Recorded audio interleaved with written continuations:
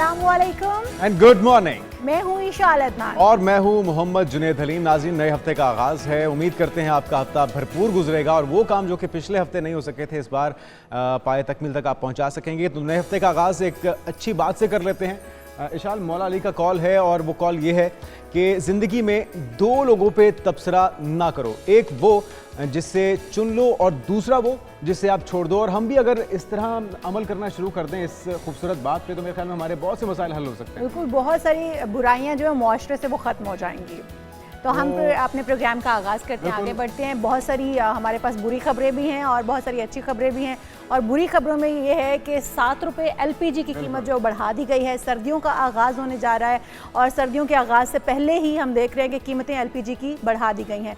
दूसरी तरफ पेट्रोलियम मसनूआत की कीमतें जो हैं वो कम भी की गई हैं, लेकिन जिस मिकदार से बढ़ाई जाती हैं, जिस तनासुब से बढ़ाई जाती हैं, उस तनासुब से कम नहीं की जाती हैं। 1 रुपये पेट्रोल की कीमत जो है वो कम हुई है और इसी तरह से 1 रुपये 80-86 उसमें कमी की गई है। इसी तरह से अगर मजमूई तौर पे बात की जाए डीजल की और पेट्रोल की तो तकरीबन 3-3.5 रुपये इसमें कमी की गई है। और इजाफा LPG में जो कि एक आम जो शहरी है, जो दिहाड़ी दार मजदूर है, जिसने रोज़गार चलाना है, जिसने अपने घर पे चूल्हा चलाना है, खाना पकाना है, उसके लिए एक बहुत बड़ा झटका है। और हम बात तो करते हैं हुकूमत की तरफ से, उनके अच्छे कामों की तारीफ़ भी करते हैं, लेकिन ये जो आप लात मारते हैं गरीब के पेट पे, इसकी बात होना बहुत ज़रूरी है और इसमें बेहतरी की भी ज़रूरत है। हमें उज़्र पेश किए जाते हैं हुकूमत की तरफ से कि जी हम मजबूर हैं, हमें IMF की शराइत का सामना है, हम कोशिश कर रहे हैं। लेकिन जब आप बात करते हैं कि जी हम इस वजह से कीमतें बढ़ाते हैं कि आलमी मार्केट में इसकी कीमतों में इजाफा हो रहा है, तो फिर आपको रिलीफ भी देना चाहिए, आपको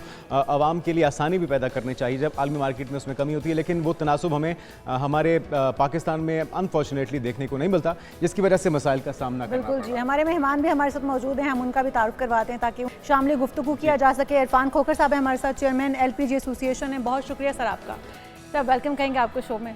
आप सूरत हाल देख ही रहे हैं। हम उम्मीद ये कर रहे थे कि तकरीबन 5 रुपये तो कीमत कम होगी पेट्रोल की, लेकिन वो तो 1 रुपये 86 पैसे 87 पैसे कम हुई। लेकिन LPG की कीमतें, क्योंकि सर्दी आने वाली है, आपको भी पता है ये आम शहरी की ज़रूरत है।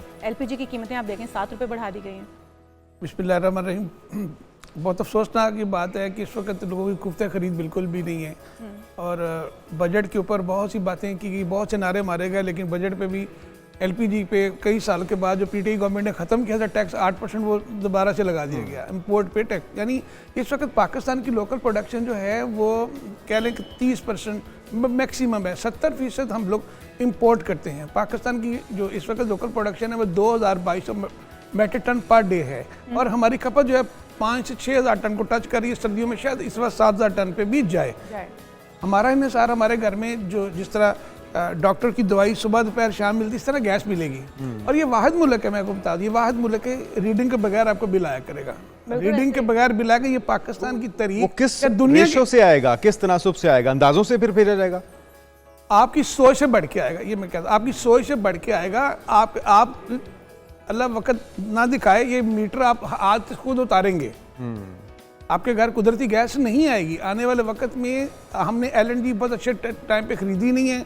LNG के एक बड़े कॉन्ट्रैक्ट निकल चुके हैं अपने हाथ से। इस वक्त सिर्फ और सिर्फ हमारा इन्हिसार सिर्फ LPG पे, वो भी हमने टैक्स बढ़ा दिए हैं। और इस वक्त LPG आप मार्केट में देख लें ब्लैक हो रही है। ताकतवर लोग हैं, किसी को हाथ नहीं डाला गया। बहुत सारे ऐसे इलाके हैं जहाँ पर गैस आती ही नहीं है। शहरों की बात कर लेते हैं, देहातों में भी तो बहुत दूर की बात है ना। शहरों में भी बहुत सारे ऐसे इलाके हैं जिनमें हफ्ता गैस नहीं आती है। फिर उनका इन्हिसार किस पर होगा? LPG पर। और LPG की कीमतें भी एन टाइम पर बढ़ाई गई हैं। जैसे सर्दियों का आगाज़ हुआ है तो आपको पता है, मैंने 18 साल कबल ये बात कही थी कि बच्चे स्कूल नाश्ता करके नहीं जाएंगे, तो लोगों ने बहुत इस बात का मजाक से लिया था और उस वक्त CNG स्टेशन धड़ाधड़ लूट रहे थे। और इस वक्त दोनों जो कुदरती गैस की कंपनियां हैं वो अरबों रुपए डिफॉल्ट कर चुकी है, अरबों रुपए। अब मज़े की बात ये देखें कि हम LNG उसमें ला के इंजेक्ट करते हैं लोगों को ताकि लोड शेडिंग कम हो, लोगों को कुदरती गैस मिले। और उस पर वोट का नारा भी मारा गया। देखिए वाहिद मुल्क है जिसमें सिर्फ गैस के नारे से वोट मिलता है और वो गैस नहीं आनी अब वो इतना बड़ा बिल आना है। LNG की तकरीबन देखें जी, तकरीबन एक अंदाजे के मुताबिक 220 अरब की सिर्फ चोरी हुई है इस साल की, मैं बात आ रहा हूँ, और शायद ज्यादा हुई है। तो मैं एक अंदाजा, और वो हमारी जेबों से ही गई है। वो अभी हमारे जब वो बिल डलने, वो जो मैं कह रहा हूँ ना कि बगैर रीडिंग के बिल। खोखर साहब, एक अलमिया ये है कि सवाल ये एक आम शहरी का, एक आम पाकिस्तानी का, कि इस मुल्क के फैसला साज कौन है, कौन ये डिसीजन लेते हैं। हमने देखा कि एक पूरा डिकेड था जिसमें सीएनजी पे धड़ाधड़ गाड़ियाँ चलाई गई हैं, लाइसेंस दिए गए, सीएनजी स्टेशंस को प्रमोट किया गया, और फिर ये रोना शुरू कर दिया गया कि जी मुल्क में गैस ख़त्म हो गई, और फिर इतनी ख़त्म हो गई कि आम चूल्हा जलाने के लिए घर में गैस अवेलेबल नहीं थी। लेकिन एक और सिचुएशन आप बेहतर उसको बता सकते हैं हमारे नाज़रीन के लिए, कि सिर्फ पंजाब के अलावा अभी भी गाड़ियाँ सीएनजी पे चल रही हैं, सीएनजी स्टेशन भी उसी तरह चलाए जा रहे हैं, कोई चेक एंड बैलेंस नहीं है। तो फिर कौन पूछने वाला है इनसे? जनाब शरफ साहब के दौर में मैंने उनसे रिक्वेस्ट की थी, आप कह रहे हैं कि इस मुल्क में बहुत सी बेहतरियाँ मैंने की हैं, मैंने कहा जी एक और बेहतरी कर दें, बड़ी मेहरबानी आप। ये 2002 की बात थी, 3 की बात थी, मैंने 99 में बना, मैंने उनको रिक्वेस्ट की कि आप ये सीएनजी स्टेशन बंद कर दें। मुझे उन्होंने बुला लिया, बातचीत की, और जब उन्होंने देखा कि वाकई उन्होंने कहा ये सीएनजी स्टेशन बंद कर दें, ठीक है, आज वो दुनिया में नहीं, लेकिन उन्होंने कहा बंद कर दें। लेकिन और ये कौन से साल की बात है? 2002-3 की बात कर रहा हूँ, 20 साल पहले। जब मैंने उसके बाद कहा ये मुल्क अंधेरे में चला जाएगा, यहाँ कुदरती गैस नहीं होगी, बहुत से मसाइल होंगे। अभी आप बड़े से बड़े शहर में गैस नहीं आई, कुदरती गैस नहीं आएगी। उसकी वजह यह है कि हम लोग इस गैस को हम लोग गाड़ियों में जला चुके हैं, हमने अपना सोना जला लिया है। हमें इतनी बेदर, अच्छा चुला तो लिया, लेकिन उसके बाद वो पैसे या गवर्नमेंट के खाते में जाते हैं। हमने एक लाइन में डिस्काउंट की लिस्ट लगाई, 50%, 60%, 70%, ये बाप का माल समझ के हमने लूटा। लेकिन सवाल फिर वही है खोखर साहब कि ये केपीके के अंदर, सिंध के अंदर, बलूचिस्तान के अंदर, वहाँ पे सीएनजी स्टेशन कौन चलाने की इजाज़त दे रहा है? बस देखिए, मैं समझता हूँ कि इस मुल्क जो जनाब शरफ साहब जाते का अल्लाह आफत वाली बात उन्होंने जब की, तो बड़ी तकलीफ हुई कि यार हम लोग किस ऐसे जंगल में रह रहे हैं, किस जंगल के जब देखिए यहाँ लाहौर में या कराची में या बड़े शहरों में या देहातों में भी गैस नहीं है, तो वहाँ पे एक हम सीएनजी जला रहे हैं। अच्छा, उसको ये नाम दिया कि वो एलएनजी पे हैं। अब भाई एलएनजी पे हैं भाई, उसके लिए कुछ तरीका कर सोचो। पाकिस्तान में कुदरती गैस नहीं ओवरऑल देखें आप, कुकिंग के लिए भी नहीं है। आप देखिए 60% फैक्ट्रियां बंद हो गई हैं, सुई गैस ने कनेक्शन देने ही छोड़ दिए हैं, वो भी सिलेंडर दे रहे हैं जी। वो अच्छा, अब उसके बाद हमारे पास मुतबादल फ्यूल क्या था, वो था एलपीजी। हमें चाहिए था कि आप देखेंगे यार कुदरती गैस एलपीजी को इतना सस्ता करें कि उसके कंपैरेटिवली हम लोग यूज़ कर सकें, घरेलू लोग भी यूज़ कर सकें, फैक्ट्री वाला भी यूज़ करके, ताकि बेहतरी आ सके। लेकिन हमने दोबारा से उसके इम्पोर्ट पे भी टैक्स लगा दिया।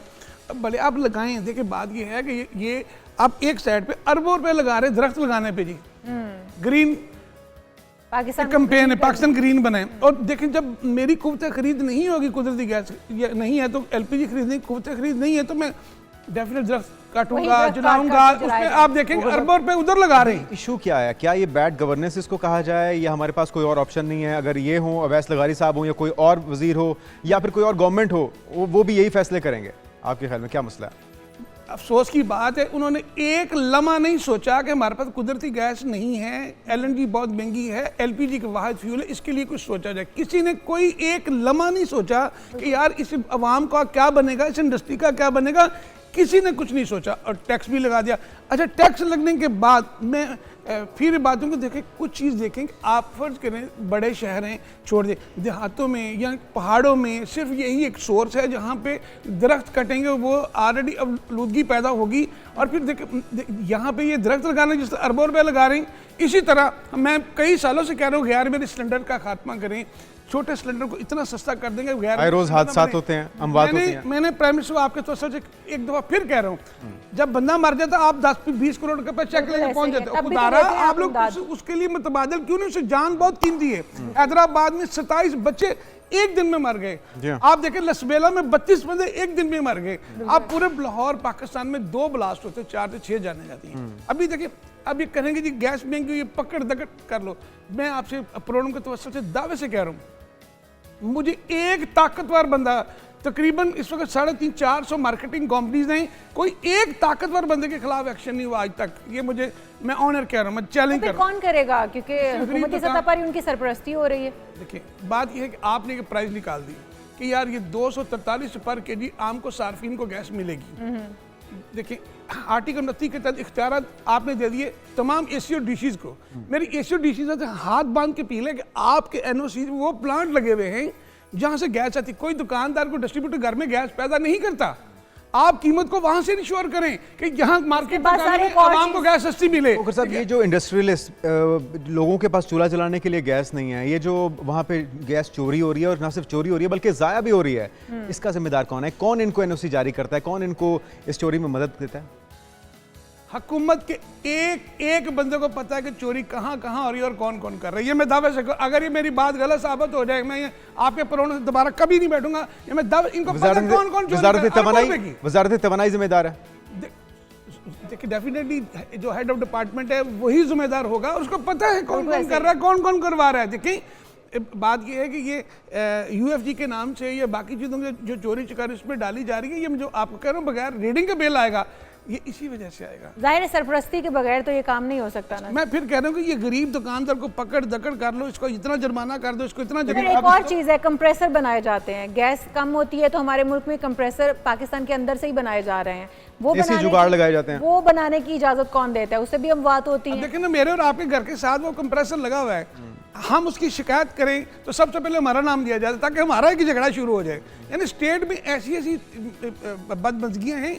आपको खुद चाहिए कि देखिए इस लाइन में जब कंप्रेसर लगता है तो उसकी जो टर्मिनल है वहाँ पे अंदाज़ा होता है कि कहाँ कहाँ से गैस को ये सब किया जा रहा है। तो हम डरते हुए आप और मैं शिकायत नहीं करते, यार वो बंदूक लेके हमारे घर पे आ जाएगा।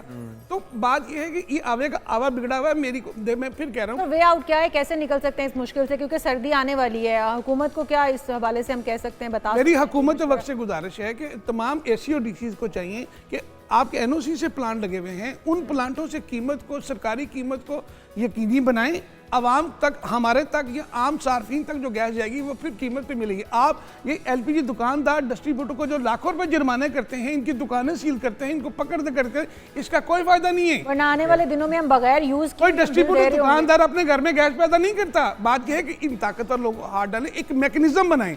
मैं तो कहता हूँ होना ये चाहिए था, जो कुदरती गैस नहीं है तो एलपीजी को इतना सस्ता किया जाता कि लोग साहब, हमने जो रविश देखी अभी तक, जो ट्रैक रिकॉर्ड है हमारी हुकूमतों का, उन्हें तो एहसास नहीं होना। तो अभी आपका हिकमत अमली और लाहे अमल क्या है? क्या एहतजाज किया जाएगा? और आवाम को भी हमने देखा जब तक उनके सर पर नहीं पड़ती वो भी बाहर नहीं निकलते। तो क्या अपने तौर पर कोई प्लानिंग है आपकी, किस तरह से निपटना है? मैं ना ये एहतजाज और ये जलसे जुलूस से यकीन करेंगे, इस मुल्क की हालत देख के तरस आता है। अब जलसे जुलूस का मैं फेवर में बिल्कुल भी नहीं हूँ। हमने ये सोचा है कि हम इससे बेहतर है कि चुप करके चाबियां जो है डिप्टी कमिश्नर के हवाले कर दें, हम अपने घर में जाके बैठे कि सर ये आप खुद ही कर लें। बात ये कि जब हम आपको हकाइक बताते हैं कि सर ये प्लांट से एलपीजी सरकारी कीमत पे नहीं मिल रही, तो आप प्लांट के खिलाफ कार्रवाई करें या पीछे से मैकेनिज्म को ठीक करें, या फर्ज करें ओगरा की कीमत 243 की, आप 250 260 रुपए जारी करा दें ताकि ये मसला ही हल हो। ये ब्लैक मार्केटिंग कोई ना कर सके, डिमांड एंड सप्लाई का डोंग रचा के कोई पैसा ना बना सके, कोई मैकेनिज्म बनाए। आपने गरीब बंदे का चलान करके, गरीब बंदे की दुकान बंद करके आपने दिखाना इतना कुछ कर दिया, ये कुछ फर्क नहीं पड़ेगा। लेकिन खोखर साहब, आपको शामिल गुफ्तगू किया गया, आपको लूप में लिया गया ये इजाफा करने से पहले 7 रुपये जब बढ़ाएं?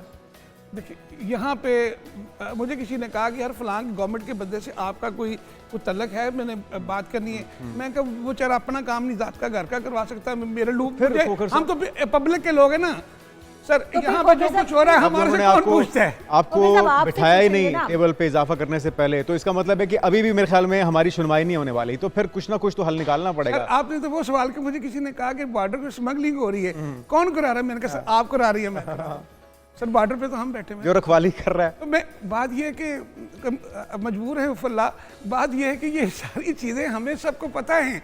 अल्लाह ताला इस मुल्क की खैर करे। जो इस मुल्क में बलूचिस्तान के हालात हैं, बाकी चीज़ें हैं, हम एजुटेशन की पॉलिटिक्स बिल्कुल हम लोग किसी वक्त जवानी में बहुत करते थे, लेकिन अब नहीं। अब बात, लेकिन सर फिर हम कर क्या सकते हैं वो बताएं ना, क्योंकि मैंने कहा इस वक्त खामोश मोहब्बत, खामोश नारा, खामोश लकड़ियां जलाने पे आ जाएं। खोखर साहब, मशवरा क्या है? देखिए मेरे के जमाने में चले जाएं। पाकिस्तान की तमाम और एसी और डीसी से दरख्वास्त है, हाथ मान के आप जहाँ से एलपीजी की सप्लाई आती है आप वहाँ जाएं। गरीब दुकानदार घर में गैस पैदा नहीं करता, इसके ऊपर आप कह रहे हैं सप्लायर्स के ऊपर एक्शन होना चाहिए, डिस्ट्रीब्यूटर्स के ऊपर, सबके ऊपर। देखिए जी वहाँ से सप्लाई को यकीनी बनाएंगे, नीचे गरीब बंदे की इतनी सर पहुँच नहीं है। खोखर साहब, माजरत के साथ मैं दोबारा उसी बात पे आऊँगा, क्योंकि ये मेरे लिए तो कम अज़ कम काबिल बर्दाश्त नहीं है कि अगर पंजाब में एक चीज़ इन्फोर्समेंट हो सकती है, यहाँ पे पाबंदी हो सकती है। सीएनजी स्टेशन हमने देखा अरसा दराज हो गया, बंद हो गए।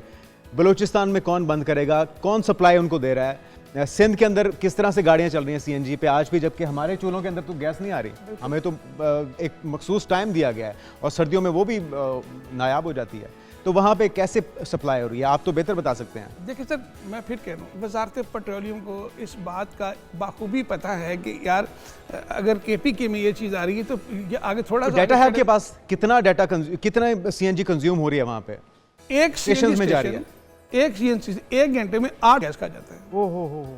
एक सीएनजी स्टेशन 800 घरों की गैस घरों आ में जाता चूल्हे चल सकते है। ये कैलकुलेशन रफली बता सकते हैं कितने सीएनजी स्टेशन ऑपरेशनल हैं यहाँ पे? देखें, बात यह है कि बात निकलेगी पर दूर तक जाएगी। चलें, मैं अपने सेक्टर में रहना चाहता हूँ, फिर चुनाने के लिए मैं कह रहा हूँ कि अल्लाह करे इस मुल्क पे रहम करें। खुदारा वकर साहब, हम मसले के हल की तरफ जाना चाहते हैं। हम चाहते हैं कि अवेयरनेस आ जाए। अगर डाटा तो हुकूमत के नजरों में नहीं है कोई चीज़ तो उनकी नजरों में भी आए और वो इसके कोई होगी तो इक़दामात सही, कर ऐसा तो सकें। मुमकिन नहीं है, लेकिन आप चलें हमारे बेटा, कैसी प्लेटफॉर्म से बात बताइए। करना, हुकूमत की नजरों में नहीं है।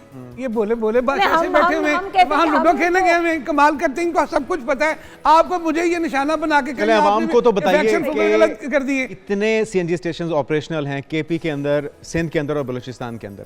सिंध में भी तो कराची में एक बहुत काम है, लेकिन इस वक्त जो है केपीके में है। केपीके में और बलूचिस्तान में भी हैं ये भी, मतलब नहीं, बलूचिस्तान में बहुत काम है। अच्छा, काम है, लेकिन क्योंकि वहाँ पे दूसरा तेल आ जाता है, ईरानी तेल। नहीं, तेल वहाँ पे लोगों के पास सहूलत है ना, एक चीज़ सस्ती मिल रही होती तो वो डेफिनेट उस पर नहीं करते। अगर आप उनको फ़र्ज करें कोई मसला होता तो सबसे पहले बलूचिस्तान की आवाज़ आप देख रहे हैं। लेकिन बात यह है कि हम कहेंगे कि शायद जो लोग गलत नारा लगाते हैं कि हम पंजाबी पख्तून का नहीं, हम पाकिस्तानी हैं, हमें पाकिस्तान को एक रखना चाहिए। एजिटेशंस की जो पॉलिटिक्स कर रहे हैं, मैं देखिए ना, हम भी चाहते हैं, हम इस मौके पर ज़रूरत है एलपीजी की घर घर। हम कहते नहीं जी हम खैबर से कराची तक बंद कर देंगे। हम कहते हैं नहीं, ये काम नहीं है ना। हम कहते हैं जी खुदारा आप देखें इस सिस्टम को ठीक करने के, हम आपके साथ हैं, हम आपके साथ हैं। इसको कीमत वो कम करने के लिए आए, हमको सजेशन देते हैं। खुदारा आप सुनने के लिए तैयार हो, आप कुछ करने के लिए भी तैयार हो। हम जाते हैं बाके, हम देखें गैर मेरी स्टैंडर्ड के ऊपर आज तक इतने बंदे मर रहे हैं, कोई आज तक नॉन बेलेबल ऑफेंस अभी सेनेट कमेटी पड़ा नहीं। इक़दाम बहुत से होने चाहिए। इरफान खोखर साहब, चेयरमैन एलपीजी एसोसिएशन, हमारे साथ मौजूद थे। बहुत शुक्रिया आपका। नाज़रीन, हुकूमत ने आवाम को लॉलीपॉप दिया और ₹1.86 पेट्रोल में कमी हुई, लेकिन साथ ही अगर बात की जाए इजाफे की तो एलपीजी की कीमतों में ₹7 इजाफा हो चुका, जो कि आवाम की कमर तोड़ने के मुतरादिफ है। और जिस तरह आप भी बात कर रही थी शाल कि आगे सर्दियाँ आ रही हैं तो इसकी इस्तेमाल में इजाफा होगा और आवाम की क़ुव्वत ख़रीद पहले ही इस वक्त बहुत कम हो चुकी है। इसके साथ साथ एक और भी सर्वे आया, वो भी बताइए हमारे। बिल्कुल जी, रोज़मर्रा इस्तेमाल की जो घरेलू अशिया खरीदने में मुश्किलात का सामना करने वाले पाकिस्तानियों की शरह में 94% इजाफा हो गया है। मुल्की मईशत पर पाकिस्तानियों के एतमाद की में जो कमी आई है वो भी देखने से ताल्लुक़ रखती है।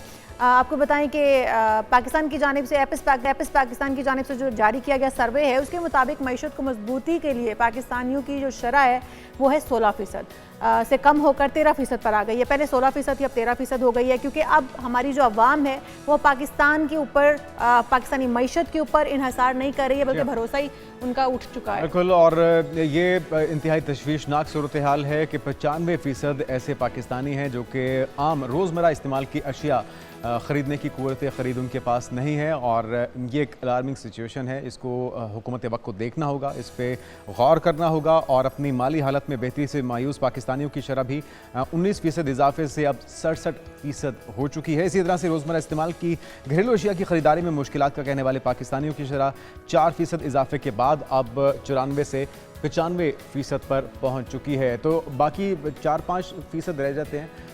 और इसी तरह से एक और भी सर्वे आया था जिसमें 95% ऐसे पाकिस्तानी थे जो कि बैरून मुल्क जाने की ख्वाहिश रखते हैं। तो अगर किसी को मौका मिल रहा है तो वो जा रहा है, और जो रुक रहा है, पाकिस्तानी जो हालात हैं वो मुआशी हालत उनकी इतनी अबतर हो चुकी है कि हमारे जो पाकिस्तानी हैं वो डेफिनेटली फिर वहाँ से मूव करने का सोचेंगे, जहाँ पर आपको खाने पीने या ज़रूरत की जो अशिया हैं वो भी वाफर मिकदार में आप ख़रीद नहीं सकते, अपनी ज़रूरियात पूरी नहीं कर सकते। तो हम चलते हैं जी आगे, कुछ मंकी पॉक्स की बात करते हैं, जो कि अब वायरस बहुत ज़्यादा फैलने की अंदेशा जो है वहाँ अंदेशा जो जाहिर किया जा रहा है। सामने आया है 4 हो गए केसेस खैबर पख्तूनख्वा में। मंकी पॉक्स की वबा जो है वो बेकाबू होने लगी है। आए दिन जो खतरनाक वायरस के केसेस सामने आ रहे हैं, लेकिन अभी बात यह है कि हुकूमत की जानिब से किए गए जो सख्त इंतजामात या इकदाम हैं उनकी वजह से केस की निशानदही फौरी तौर पर हो रही है। बैरून मुल्क से वतन वापस आने वाले अफराद में ये वायरस की अलामात ज़ाहिर होने पर चेकअप किया जाता है और फिर तशख़ीस होने पर उन्हें आइसोलेट करवाया जाता है। और यकीनी तौर पर ये अच्छे इकदाम हैं कि हम वायरस को फैलने से पहले कंट्रोल कंट्रोल कर पाएंगे। जी हाँ, और एयरपोर्ट्स पे, दाखिली खारजी रास्तों पे, इसी तरह से पेशावर एयरपोर्ट पे भी स्क्रीनिंग के दौरान अलामात ज़ाहिर होने पर एक जो मरीज़ ट्रेस आउट हुआ है उसे मुंतकिल किया गया। और director public health Khyber Pakhtunkhwa doctor Irshad Ali ये कहते हैं कि पब्लिक हेल्थ रेफरेंस लेबॉर्ट्री ने मरीज़ में मंकी पॉक्स की तस्दीक कर दी है और इस मरीज़ का ताल्लुक पेशावर से है और इसकी हालत अब बेहतर बताई जा रही है, जबकि खलीजी ममालिक से ये वापसी पर आया था और इसकी कंफर्मेशन अब कर दी गई है। तो मजमूई तौर पे अब 4 केसेस पाकिस्तान में रिपोर्ट हो चुके हैं, लेकिन फौरी तौर पे इस बढ़ती वबा को रोकना होगा ताकि जो कोरोना जैसी सूरत हाल है उसका सामना हमें ना करना पड़े। हमारे नुमाइंदे भी वहाँ पर मौजूद हैं। सफीरुल्लाह हमारे साथ मौजूद हैं। सफीर, बताइएगा कि इस शख्स के हवाले से क्या इसको क्वारंटीन कर दिया गया और कहाँ पे ये सफ़र करके आए थे, कितने दिन वहाँ पे क़याम हुआ और फिर तशख़ीस कैसे हुई? जी बिल्कुल, इस वक्त खैबर पख्तूनख्वा में मजमूई तौर पर 4 मंकी पॉक्स के मरीज़ मौजूद हैं जो दियार गैर से आ रहे थे। बचाखान एयरपोर्ट पेशावर में जो मौजूद मेडिकल टीम है उन्होंने शक की बुनियाद पर इन तमाम अफराद को रोका, इनके टेस्ट किए और इन चारों में मंकी पॉक्स की जो रिज़ल्ट है इनके वो पॉजिटिव आए हैं। एक का ताल्लुक मर्दान से हैं, एक मरीज़ का ताल्लुक नौशेरा से हैं, इसके से कबल कबायली ज़िला और अगज़ई से था एक, और आज जो तस्दीक हो गई है उनके जो इनका ताल्लुक पेशावर से है। मैं बता दूं कि खैबर पख्तूनख्वा महकमा सेहत ने जो मेडिकल टीम यहाँ पर तैनात की हैं, जितने भी दियार गैर से लोग आ रहे हैं इनकी स्क्रीनिंग हो रही है और स्क्रीनिंग होने के बाद ही इनको छोड़ा जा रहा है।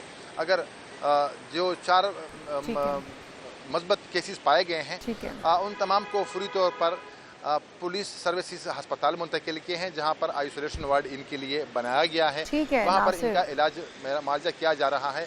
अभी तक 2 नासिर दावड़ हमारे साथ मौजूद थे। बहुत शुक्रिया, इस हवाले से आप हमें अपडेट कर रहे थे। हमारे नुमाइंदे नासिर दावड़ भी हमें रिपोर्ट कर रहे थे पेशावर से, और एक मरीज़ तशख़ीस हुई है जिसकी, और खलीजी ममालिक से सफ़र करके ये मरीज़ पहुंचा था। और अच्छी चीज़ ये है कि स्क्रीनिंग का अमल मौसर तरीके से तमाम एयरपोर्ट्स पे, चाहे बड़े शहर हों या फिर छोटे, इस बात को यकीनी बनाया जा रहा है कि कोई भी शख्स स्क्रीनिंग के बगैर मुल्क में दाखिल ना हो, ताकि बर वक्त ना सिर्फ इस शख्स की तशख़ीस हो सके बल्कि उसे उसके ज़रिए मर्ज़ को फैलने से भी बचाया जा सके। एक बार फिर से डॉक्टर साहब हमारे साथ मौजूद हैं। डॉक्टर साहब, बताइएगा क्या अपडेट्स हैं और किस तरह से बचा जा सकता है इस मर्ज़ से? जी, अस्सलाम। तो बताने का शुक्रिया। तो अगेन ये जितने भी केसेस आए हैं ये सारे बाहर से आए, बैरून मुल्क से आए। इनमें से अभी कोई पाकिस्तान में कोई ट्रांसमिशन की अभी हमको इत्तला नहीं मिली है। एंड याद रखें कि ये वायरस जो है ये छूने से लगता है, टच से लगता है, ज़्यादा करीब कॉन्टैक्ट से लगता है, और ये कोविड की तरह दूर रहने से नहीं लगता, यानी कि ये इसके फैलाव निस्बतन मुश्किल है। ठीक है। अच्छा डॉक्टर साहब, आपने कहा कि ये ज़्यादा करीब आने से, कांटेक्ट होने से उसके बाद फैलता है। इसकी शरह अमवात इसमें कितनी ज़्यादा है, मतलब इसके फैलने के बाद बंदा कितनी देर तक जिंदा रहता है या उसके मरने के चांसेस कितने होते हैं? तो देखिए, शरह बात में डिपेंड करता है ये कौन सा वाला वेरिएंट है। इसके 2 वेरिएंट हैं। एक क्लैड 2 कहते हैं इसको, जो कि ज़्यादा केसेस हमारे पास, बल्कि सारे केसेस हमारे पास अभी तक जो है वो इसी के आए हैं। ये वही वायरस है जो 2022 के अंदर बहुत दुनिया में फैला था, और अभी भी थोड़ा थोड़ा के इसके केसेस आते हैं। जो एडवाइजरी जारी की थी वो क्लैड 1 की थी, जो दूसरा इसका वेरिएंट है, और ये अफ्रीका में अभी ज़्यादा है, अफ्रीका के बाहर ये नहीं मिला है। उसमें मौत की शरह तकरीबन 10% तक होती है। ठीक हो गया। तो डॉक्टर साहब, इसकी वैक्सीनेशन के ऊपर भी काम हो रहा है, क्योंकि पाकिस्तान में जिस तरह से केसेस आ रहे हैं तो इसको किस तरह से ट्रीट किया जा रहा है? आइसोलेट करते हैं, उसके बाद इसकी कोई वैक्सीनेशन भी है? तो देखिए, वैक्सीनेशन प्रिवेंशन या बचाव के लिए इस्तेमाल की जाती है। इसकी वैक्सीन वही वैक्सीन है जो कि हम स्मॉल पॉक्स, ये वो जो बहुत पुराना इन्फेक्शन था उसके लिए इस्तेमाल करते हैं। और अभी फ़िलहाल ये सबके लिए नहीं है, ये सिर्फ उन लोगों के लिए जिनके अंदर रिस्क ज़्यादा है मंकी पॉक्स या एम पॉक्स होने का। ट्रीटमेंट के लिए अमूमन ये इन्फेक्शन खुद ही बेहतर हो जाता है। तो यानी कि सपोर्टिव केयर, यानी कि दर्द को आराम देना, बुखार को कंट्रोल करना, और फिर जिस्म उस वक्त यूजुअली कंट्रोल ही कर लेता है। डॉक्टर साहब, अलामात क्या है, किस तरह से पता चलेगा कि किसी शख्स को मंकी पॉक्स हो गया है? तो इसके अलामात के अंदर शुरू में बुखार होता है तकरीबन 1 से 3 दिन के लिए। उसके बाद फिर ये दाने निकलते हैं, जो पहले धब्बा होता है, फिर एक दाना सा बनता है, फिर दाने में पानी निकलता है या पानी जैसा बनता है, फिर एक खुरन बन के वो गिर जाता है। और ये दाने जो हैं ये अमूमन तो चेहरे से फैलते हैं, मगर चूंकि ये वायरस जिनसी ताल्लुकात से फैल सकता है तो ये दाने नीचे हिस्से में भी बन सकते हैं, और इसमें थोड़ी तकलीफ होती है इन दानों। डॉक्टर साहब, अब पता कैसे चलेगा कि ये चिकन पॉक्स है या मंकी पॉक्स है, क्योंकि चिकन पॉक्स का मर्ज तो यहाँ पे पहले से मौजूद है, तशख़ीस किस तरह से डिफरेंशिएट कैसे होगा ये बहुत अच्छा सवाल है आपका। ये अमूमन इसी में हम फंसते हैं कि चिकन पॉक्स है, मंकी पॉक्स है। और देखने में दो तीन इसके क्लूज होते हैं। एक तो ये कि मंकी पॉक्स के या एम पॉक्स के जितने भी दाने होते हैं वो एक ही लेवल के होते हैं, यानी कि या सबके अंदर पानी होगा या सबके अंदर खुरंद होगी। चिकन पॉक्स के अंदर ये सब मुख्तलिफ होते हैं। दूसरा याद रखें, चिकन पॉक्स ज़्यादा कॉमन है, एम पॉक्स थोड़ा सा कम कॉमन है। और फिर टेस्ट के जरिए भी हम देख सकते हैं, वो जो दाना होता है उसके पानी का हम टेस्ट करते हैं, PCR होता है, उसमें हम देख लेते हैं कि ये एम पॉक्स है या चिकन पॉक्स है। ठीक है, तो आप बताइएगा कितनी दिनों में रिकवरी हो जाती है, क्योंकि केसेस जो अब तक आपके पास आए हैं स्क्रीनिंग के बाद जब उन्हें आइसोलेट किया जाता है तो कितने दिन में रिकवरी हो जाती है? जी, तो ये तीसरी चीज़ है। चिकन पॉक्स के अंदर अमूमन रिकवरी थोड़ी जल्दी होती है, तकरीबन हफ्ता 10 दिन लगता है। एम पॉक्स के अंदर टाइम लगता है, 1 से 3 हफ्ते भी लग सकते हैं इसकी रिकवरी होने में। और फैलाव भी चिकन पॉक्स जो है बहुत आराम से फैलता है, बहुत दूर दूर तक इसके वायरस जाते हैं किसी को चिकन पॉक्स हो। एम पॉक्स जैसे मैंने कहा बहुत ही करीब क्लोज कॉन्टैक्ट से फैलता है। तो अगर डॉक्टर साहब हम ये कहें कि ये कोरोना की तरह उतना डेंजरस नहीं है, उस तरह से इसके फैलने के चांसेस नहीं है, तो ये ठीक होगा कि इसकी भी एहतियात वही है, उसी तरीके से आपने मास्क लगाने होंगे अगर ये वायरस इस तरह से फैल जाता है तो? नहीं, आप बिल्कुल सही कह रहे हैं। ये वायरस जो है वो इतनी तेज़ से नहीं फैलेगा। कोरोना जो है वो बहुत तेज़ से फैलता था। कोरोना जिनको कोई भी अलामत ना हो या बहुत ही थोड़े से, वो भी लोगों को फैलाते थे। ये जो है ये इतने आराम से नहीं फैलता, तो ये कोरोना जैसे नहीं फैलेगा पूरी दुनिया के अंदर। और जो आइसोलेशन इसके, चूँकि टच से, छूने से फैलता है, तो कॉन्टैक्ट यानी कि जो दाने उनको छुए ना। मास्क इस्तेमाल कर सकते हैं, मगर अगेन ये हवा से इतना नहीं फैलता जितना ये छूने से या करीब रहने से फैलता। अच्छा डॉक्टर साहब, एक आम तासुर ये था कोरोना वायरस के बाद मुख्तलिफ रिसर्च सामने आई कि ये ह्यूमन मेड है, ये लेबॉर्ट्री में तैयार किया हुआ वायरस है। मंकी पॉक्स से मुतल्लिक अभी तक तहकीक क्या कहती है? क्या ये ख़ुद से तैयार करदा है या फिर ये भी रिपोर्ट्स कुछ सुनने में आया कि हम जिन्स परस्ती की वजह से ये मर्ज़ पैदा हुआ है? इसमें कितनी सदाकत है? जी, तो ये आज ही किसी ने मुझसे यही सवाल पूछा था एमपॉक्स के बारे में कि क्या ये लैब का है या ये कुदरती है। तो ये है तो कुदरती। ये जो वायरस है ये 1970 में हमको ये इस वायरस का पता है। और ये वायरस अफ्रीका में कई सालों से ये इधर था, और बल्कि 2022 का जो आउटब्रेक था उससे पहले भी वो उस जो उसका नॉर्मल जो एरिया जहाँ पे, वहाँ से थोड़ा-सा फैलना शुरू हो गया था। और फैलने की वजह ये है कि लोगों के अंदर इम्यूनिटी कम हो गई है। जो पहले, अगर आपको याद पड़ता है, सबको स्मॉल पॉक्स की वैक्सीन लगी थी, तो और यही वैक्सीन इसके खिलाफ काम भी करती है। तो वो इम्यूनिटी थोड़ी कम हुई है। जिनसी ताल्लुकात से ये ज़रूर फैलती है, और उसकी वजह ये है कि जिनसी ताल्लुकात के अंदर लोग करीब-करीब होते हैं, जिस वजह से ये बहुत तेज़ी से फैलता है, मगर ये इसका वाहिद तरीका नहीं है फैलने का। ठीक है डॉक्टर साहब, आपने ये भी कहा कि अफ्रीका में जो है बहुत पहले से इसके केसेस जो रिपोर्ट होने शुरू हुए और वहाँ पर ये काफ़ी अरसे से है। अब हमने देखा कि अफ्रीका में बहुत ज़्यादा केसेस रिपोर्ट हो चुके हैं, वैक्सीनेशन की कमी वहाँ पर देखने को मिल रही है। तो वहाँ पर किस तरह से ये इतनी जल्दी फैला और इसको मंकी पॉक्स का नाम ही क्यों दिया गया है? बंदरों से मंसूब क्यों किया गया इसको? हाँ, तो इसका नाम जो है वो मंकी पॉक्स इस वजह से कहा था क्योंकि पहला जो केस था वो एक मंकी के कांटेक्ट से लगा था। मगर हमको भी ये पता है कि ये बंदरों से इतना नहीं फैलता जितने छोटे, अगर जानवरों से लगे तो छोटे चूहे वगैरह से फैलता है। अलबत्ता ये जो केसेस हैं ये इंसान टू इंसान फैल रहे हैं। इसी वजह से इसका नाम जो है वो मंकी पॉक्स से चेंज करके एम पॉक्स कर दिया गया है, ताकि ये कंफ्यूजन खत्म हो जाए। इसका बंदरों से कोई इतना खास ताल्लुक नहीं है। और अफ्रीका के अंदर मतलब आपके जो फेस कट्स हैं, आपके जो फीचर्स हैं, क्या उसको भी मुतासिर कर सकता है ये मर्ज? अच्छा। जी। तो जिस तरह चिकन पॉक्स के अंदर दाने जो निकलते हैं उससे एक स्कार या निशान रह जाता है, तो इसका भी यही है। इससे दाने या के जो झड़ते हैं तो एक निशान छोड़ जाते हैं। उसके अलावा और कोई इसमें वो नहीं होता। ठीक है, बहुत शुक्रिया डॉक्टर फैसल महमूद हमारे साथ मौजूद थे। और ये एक ऐसा मर्ज़ है जो कि पूरी दुनिया को आहिस्ता आहिस्ता अपनी लपेट में ले रहा है, लेकिन एहतियात करके बेहतर स्क्रीनिंग के अमल को यकीनी बना के इस मर्ज़ से बचाव। और जिस तरह से डॉक्टर साहब बता रहे थे कि जो दीगर ऑलरेडी अमराज मौजूद हैं इससे मिलते जुलते, एम पॉक्स से उसकी इस्तेमाल करदा वैक्सीन ही इसके लिए मौसर साबित होगी। और पाकिस्तान में एयरपोर्ट्स पे, दाखिली खारजी रास्तों पे स्क्रीनिंग के अमल को यकीनी बनाया गया है ताकि ऐसे केसेस अगर कोई आते हैं तो उन्हें बर वक्त उनकी तशख़ीस हो सके, उसका इलाज मुमकिन बनाया जा सके। बिल्कुल जी, हम आगे बढ़ते हैं और बात करते हैं, क्योंकि मंकी पॉक्स की बात हो रही थी तो हमने सोचा कि कुछ ना कुछ इससे दिलचस्प चीज़ें भी सामने लेकर आएँ। बंदर पर एक तहकीक की गई है, बंदर भी एक दूसरे को इंसानों की तरह नामों से शनाख्त करते हैं।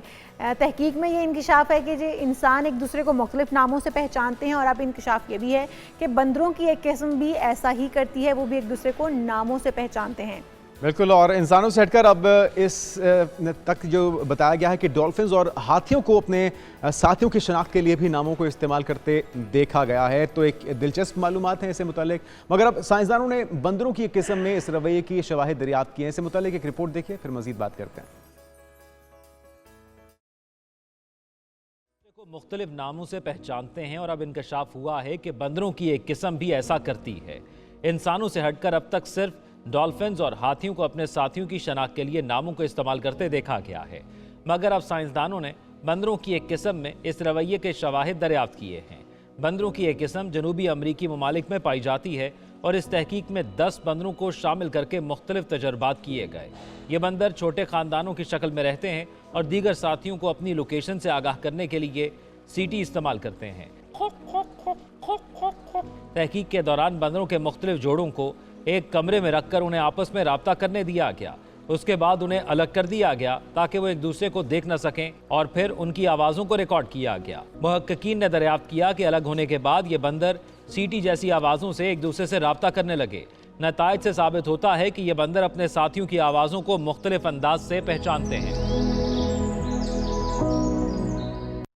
तो ये थी बंदरों से मुतल्लिक दिलचस्प मालूमात। और अगर आपका कभी जाने का इत्तेफाक हुआ हो इस्लामाबाद में मार्गला हिल्स पर, तो वहाँ पे जो बंदर हैं बहुत ही खतरनाक हैं, और अगर आप कुछ वहाँ से गलती से कुछ खाते हुए जा रहे हैं और पैदल वॉक कर रहे हैं तो वो ऐसे आप पे हमलावर होंगे कि आप परेशान हो जाएंगे। तो ज़रा बंदरों से बच के भी रहना चाहिए, क्योंकि ये हमलावर भी हो सकते हैं आप पे। तो एहतियात ज़रूर कीजिएगा बंदरों के करीब जाते वक्त। लेकिन हम यहाँ पर एक शॉर्ट ब्रेक लेंगे। जब ब्रेक से वापस आएंगे तो आपको बताएंगे कि मौसम क्या कहता है और आपका ये हफ्ता क्या कहता है। हमारे साथ रहिए।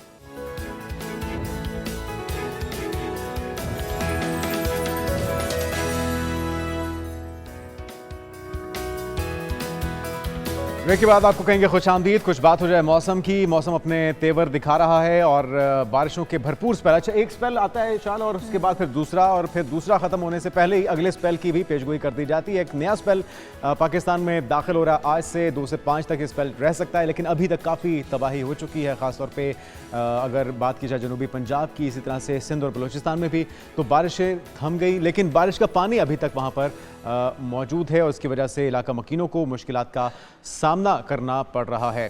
तो ये मसाइल कब तक जो कि तो रहेंगे, ये इसी वजह से अवाम मुंतज़िर है कि हुकूमत को कब ख्याल आएगा। बिल्कुल ऐसा ही है। और जिस तरह से जुनैद ने कहा भी कि एक स्पेल आता है वो चला जाता है और दूसरा स्पेल उससे पहले ही शुरू हो जाते हैं या उसकी फोरकास्ट हो जाती है कि दूसरा स्पेल शुरू होने वाला है।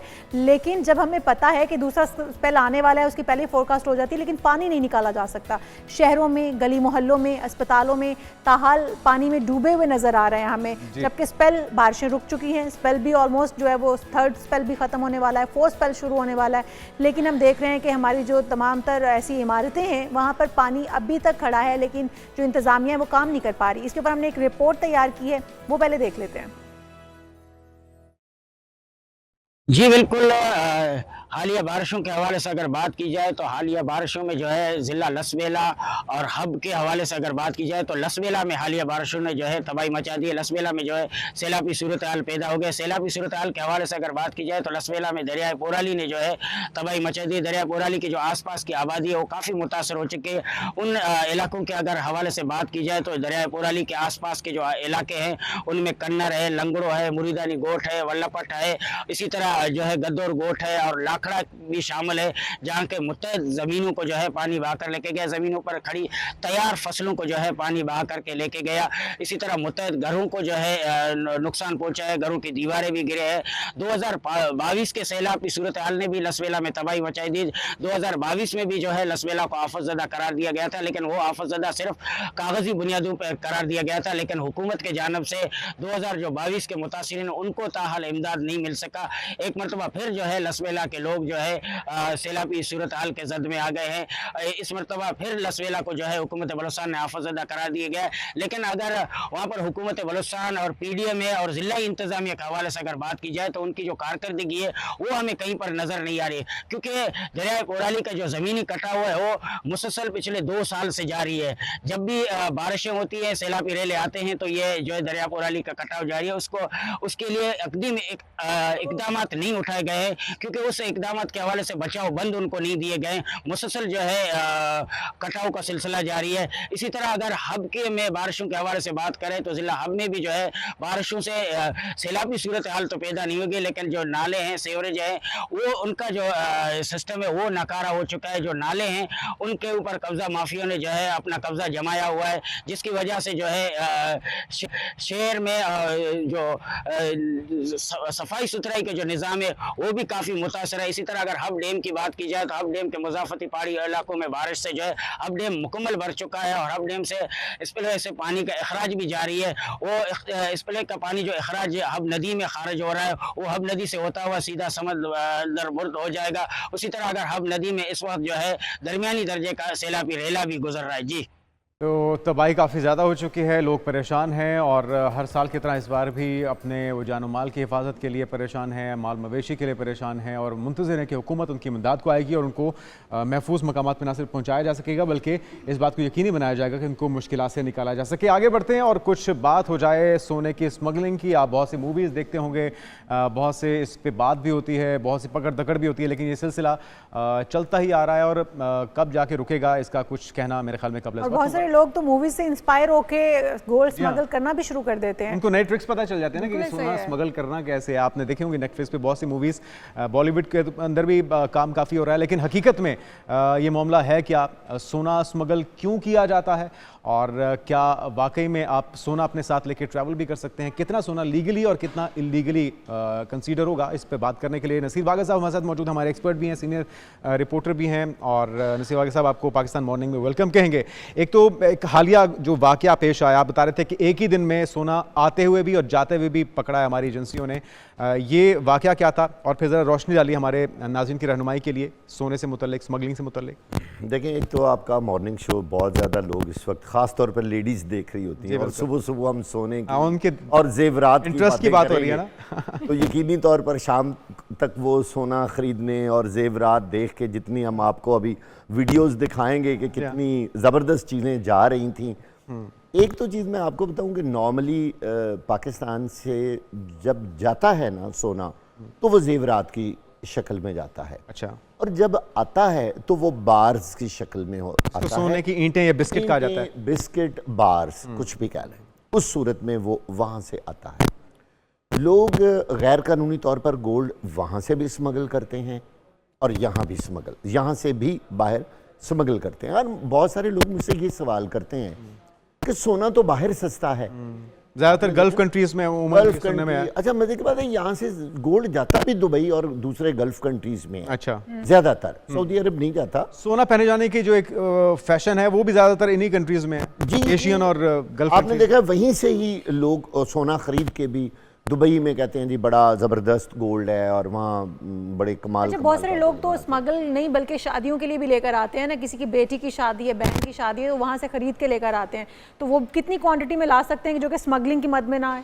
देखिए, गोल्ड वहाँ से लाना उसकी क्वांटिटी है ही कोई नहीं, आप बार्स की शक्ल में नहीं ला सकते। किन्हीं तौर पे जो वाक़ई साहब ने बात की है कि दिन के आगाज़ में हम अगर सोने की बात करें तो ख़वातीन तो ये यकीनी तौर पे सो ना जाए, हम सभी गोल्ड के की बात इंटरेस्ट कर की रहे हैं। चीज़ है। गोल्ड की बात हो रही है नाज़रीन, और गोल्ड किसे पसंद नहीं है, किस खातून को पसंद नहीं है, लेकिन एहतियात बरतनी भी ज़रूरी है, क्योंकि अगर आप एहतियात नहीं करेंगे और अनगिनत सोना, अब वैसे तो बाहर चला जाएगा, वो खरीद है उसके मुताबिक कम ही लोग मतलब गोल्ड सबको पसंद है, लेकिन गोल्ड खरीदने की सकत अब आवाम में नहीं रही है। जितना गोल्ड महंगा होता जा रहा है, आप देखें कि कहाँ पर हमारे बचपन में मेरे ख्याल में कोई बताते हैं हमारे पेरेंट्स के 30,000 20,000 इस हिसाब से भी था। हमारे बचपन की बात आप बता रही हैं, उनके बचपन में तो और ज़्यादा 100 में भी मिल जाता था, लेकिन आप देखें अच्छे वक्तों की बात है। अभी मतलब 2010-12 में 40-50 हज़ार रुपए था, बिल्कुल ऐसा ही। और अभी देख लें कि 2,60,000 से ऊपर क्रॉस कर चुका है फी तोला। तो ये तो अभी चंद सालों की बात है और इसमें कहाँ पे जाके ब्रेक लगेगी, जहाँ पे ब्रेक लगेगी कि इसका कोई अंदाज़ा नहीं है कि कब जाके इस पे इसका खात्मा मुमकिन हो सकेगा। तो वाक़ई साहब से पूछ लेते हैं, बात मुकम्मल कीजिएगा जी। अच्छा, देखिए, बाहर से सोना यहाँ लाना ख़वातीन को एक एज हासिल है इसमें। वैसे तो पहन के भी आ सकती हैं, आ सकती है। देखिए, मर्द भी ला सकता है सोना, लेकिन चेन की सूरत में, ब्रेसलेट की अंगूठियों सूरत में। लेकिन अगर जुनेद बाहर गया हुआ है, जुनेद कोई 3-4 केजी की एक चेन बनवा ओ ले, नो, वो आराम से पहन के नॉट एट ऑल। अच्छा। 3-4 केजी की 3-4 केजी तो बहुत ज्यादा हो जाएगा। स्मगल ही करना है। चले। वो तो फिर पंजाबी में अरे सिंगल होएगा ना, 50 तोला तो ठीक है, समझ में आता है, लेकिन वो तो सिंगल होएगा ना, वो तो फिर गड़बड़ हो जाएगा ना। 50 तक कर ले, 50 तोला तक ये कर ले। सवाल ही मुझे पैदा नहीं पकड़वाना हो सकता। दीजिएगा, नहीं 3-4 हो किलो की सकता। चेन देखिए में। मैं आपको बताता हूँ, एक सिस्टम है कि आपके जितना ज़ेरे इस्तेमाल सोना हो सकता है जाते वक्त भी और आते वक्त भी, ये डिस्क्रिशन है वहाँ पे कस्टम ऑफिसर को देखता है कि यार एक खातून ने एक हार पहना हुआ है, चूड़ियाँ पहनी हुई हैं, उसकी कुछ रिंग्स हैं, ईयर रिंग्स हैं, ओके।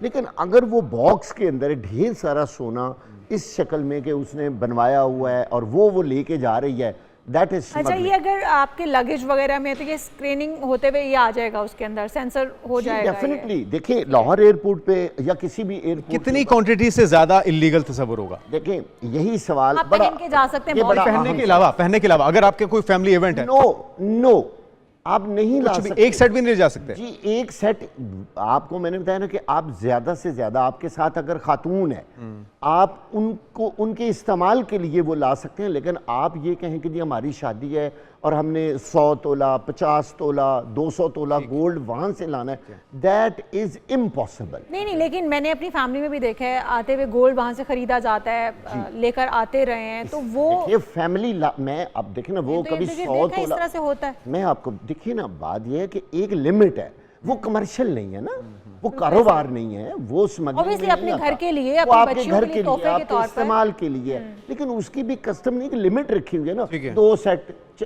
3 सेट आप ज्यादा से ज्यादा ले आएंगे, चूड़ियां ले आएंगे। लेकिन अगर आपने सेटों के ढेर लगाए हुए हैं और चूड़ियों के भी ढेर लगाए हुए हैं तो वो स्मगलिंग में आ जाएगा।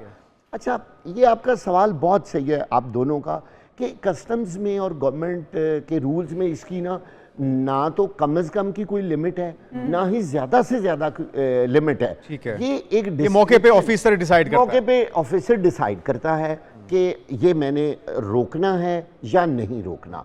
अच्छा, जुनैद साहब ने एक सवाल किया था शुरू में कि ये फिर आता कैसे है, कैसे हम ला सकते हैं गोल्ड? पाकिस्तान में आता तो है, लीगल वे क्या है? लीगल वे क्या है? पहले तो मैं आपको बताऊं, ये जो लोग यहाँ से लेके जाते हैं ये कितना बड़ा रिस्क लेते हैं, यानी करोड़ों रुपए का गोल्ड जो है वो मेकिंग बचाने के चक्कर में जब्त करवा बैठते हैं। मैं आपको बाद में अभी बताता हूँ कि ये गोल्ड अल्टीमेटली जाता कहाँ है जो पकड़ा जाता है। अच्छा, आप जो लोग बाहर से सोना लाते हैं, बार्स की सूरत में आता है, पाकिस्तान का रूल है कस्टम्स का कि जो आपका ट्रेड डिपार्टमेंट है और जो आपकी FBI और मिनिस्ट्री है ना, वो बाकायदा गोल्ड स्मिथ जो सुनार का काम करते हैं उनको लाइसेंस देते हैं। ठीक है। वो वहाँ से गोल्ड मंगवाते हैं, गवर्नमेंट ऑफ पाकिस्तान के रिकॉर्ड में होता है कि इन्होंने 1 किलो 2 किलो 4 किलो गोल्ड मंगवाया उसके है। ऊपर वो टैक्स भी पे करते होंगे वो? नहीं, बहुत मामूली सा। वो क्यों अच्छा। टैक्स नहीं पे करते? सुने, उस गोल्ड में से 70% जो गोल्ड है ना, वो बना के वापस भेजना उन पर लाजिम है। वो गोल्ड यहाँ रख नहीं सकते, ठीक है। दे हैव टू ठीक है। Export it. अगर वो इंपोर्ट करते हैं तो उन्होंने अब इसको एक्सपोर्ट भी करना है। वो चेक करते हैं, एक बुक है लाहौर एयरपोर्ट पे या हर एयरपोर्ट के ऊपर, वहाँ अंदराज होगा कि जुनैद साहब मैं आप आए, हम फर्ज करें हमारा बिजनेस है ना गोल्ड, इतना सोना लेकर आए गवर्नमेंट ने लाइसेंस दिया हुआ है कि हम इतना सोना लेके आए हैं और उसके ऊपर कड़ी नजर रखी जाती है बिल्कुल सही। क्या ये गोल्ड वापस गया भी है नहीं। वो आपको लेटर लिखते हैं, कॉल्स करते हैं कि आप इतना गोल्ड लेके आए थे, आपने अभी तक एक्सपोर्ट क्यों नहीं बिल्कुल ठीक। किया? यानी कि सोना इस्तेमाल भी कीजिए, लाइए ले जाइए भी सही, लेकिन एहतियात के साथ, जिस और तरह से कानून भाई साहब- के- और कानून के दायरे में रहते काबते हैं। के- बहुत शुक्रिया वागा साहब हमारे साथ मौजूद थे। और यकीनी तौर पे इसमें कोई मुज़ायका नहीं है, लेकिन जिस तरह से वागा साहब बता रहे हैं कि लीगल वेज मौजूद हैं, अगर आप उसकी एहतियात नहीं बरतेंगे तो फिर आपके लिए मुश्किलात हो सकती हैं और आप पकड़ में भी आ सकते हैं। और जो ये बताया जा रहा था कि इतना गोल्ड आप पहन सकते हैं, इतना गोल्ड नहीं पहन सकते, तो वो इस पर कोई वो लिमिट नहीं है कि आप कितना गोल्ड पहन के आ सकते हैं, लेकिन जितना रोज़मर्रा का इस्तेमाल का गोल्ड होता है आप सिर्फ वही पहन कर जी हाँ। पाकिस्तान आ सकते हैं या पाकिस्तान से बाहर जा सकते हैं। हम यहाँ पर एक शॉर्ट ब्रेक लेते हैं, आप कहीं मत जाइएगा, हमारे साथ। stay with us।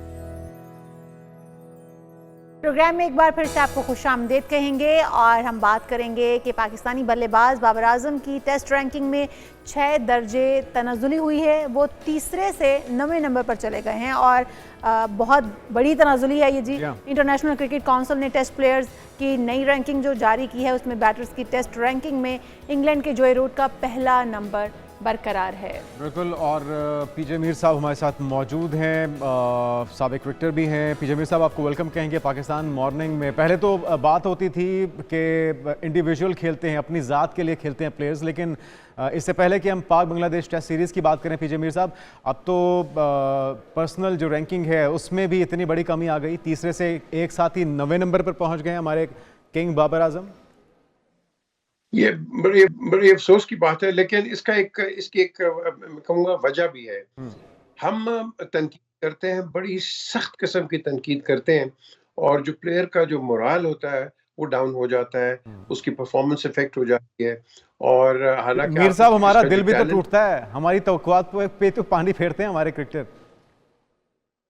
ये फेरते हैं, पता है क्यों फेरते हैं? क्योंकि हमने गारंटी किया हुआ है कि जो फ्रेंचाइज है जीतने की पाकिस्तान के पास ही है।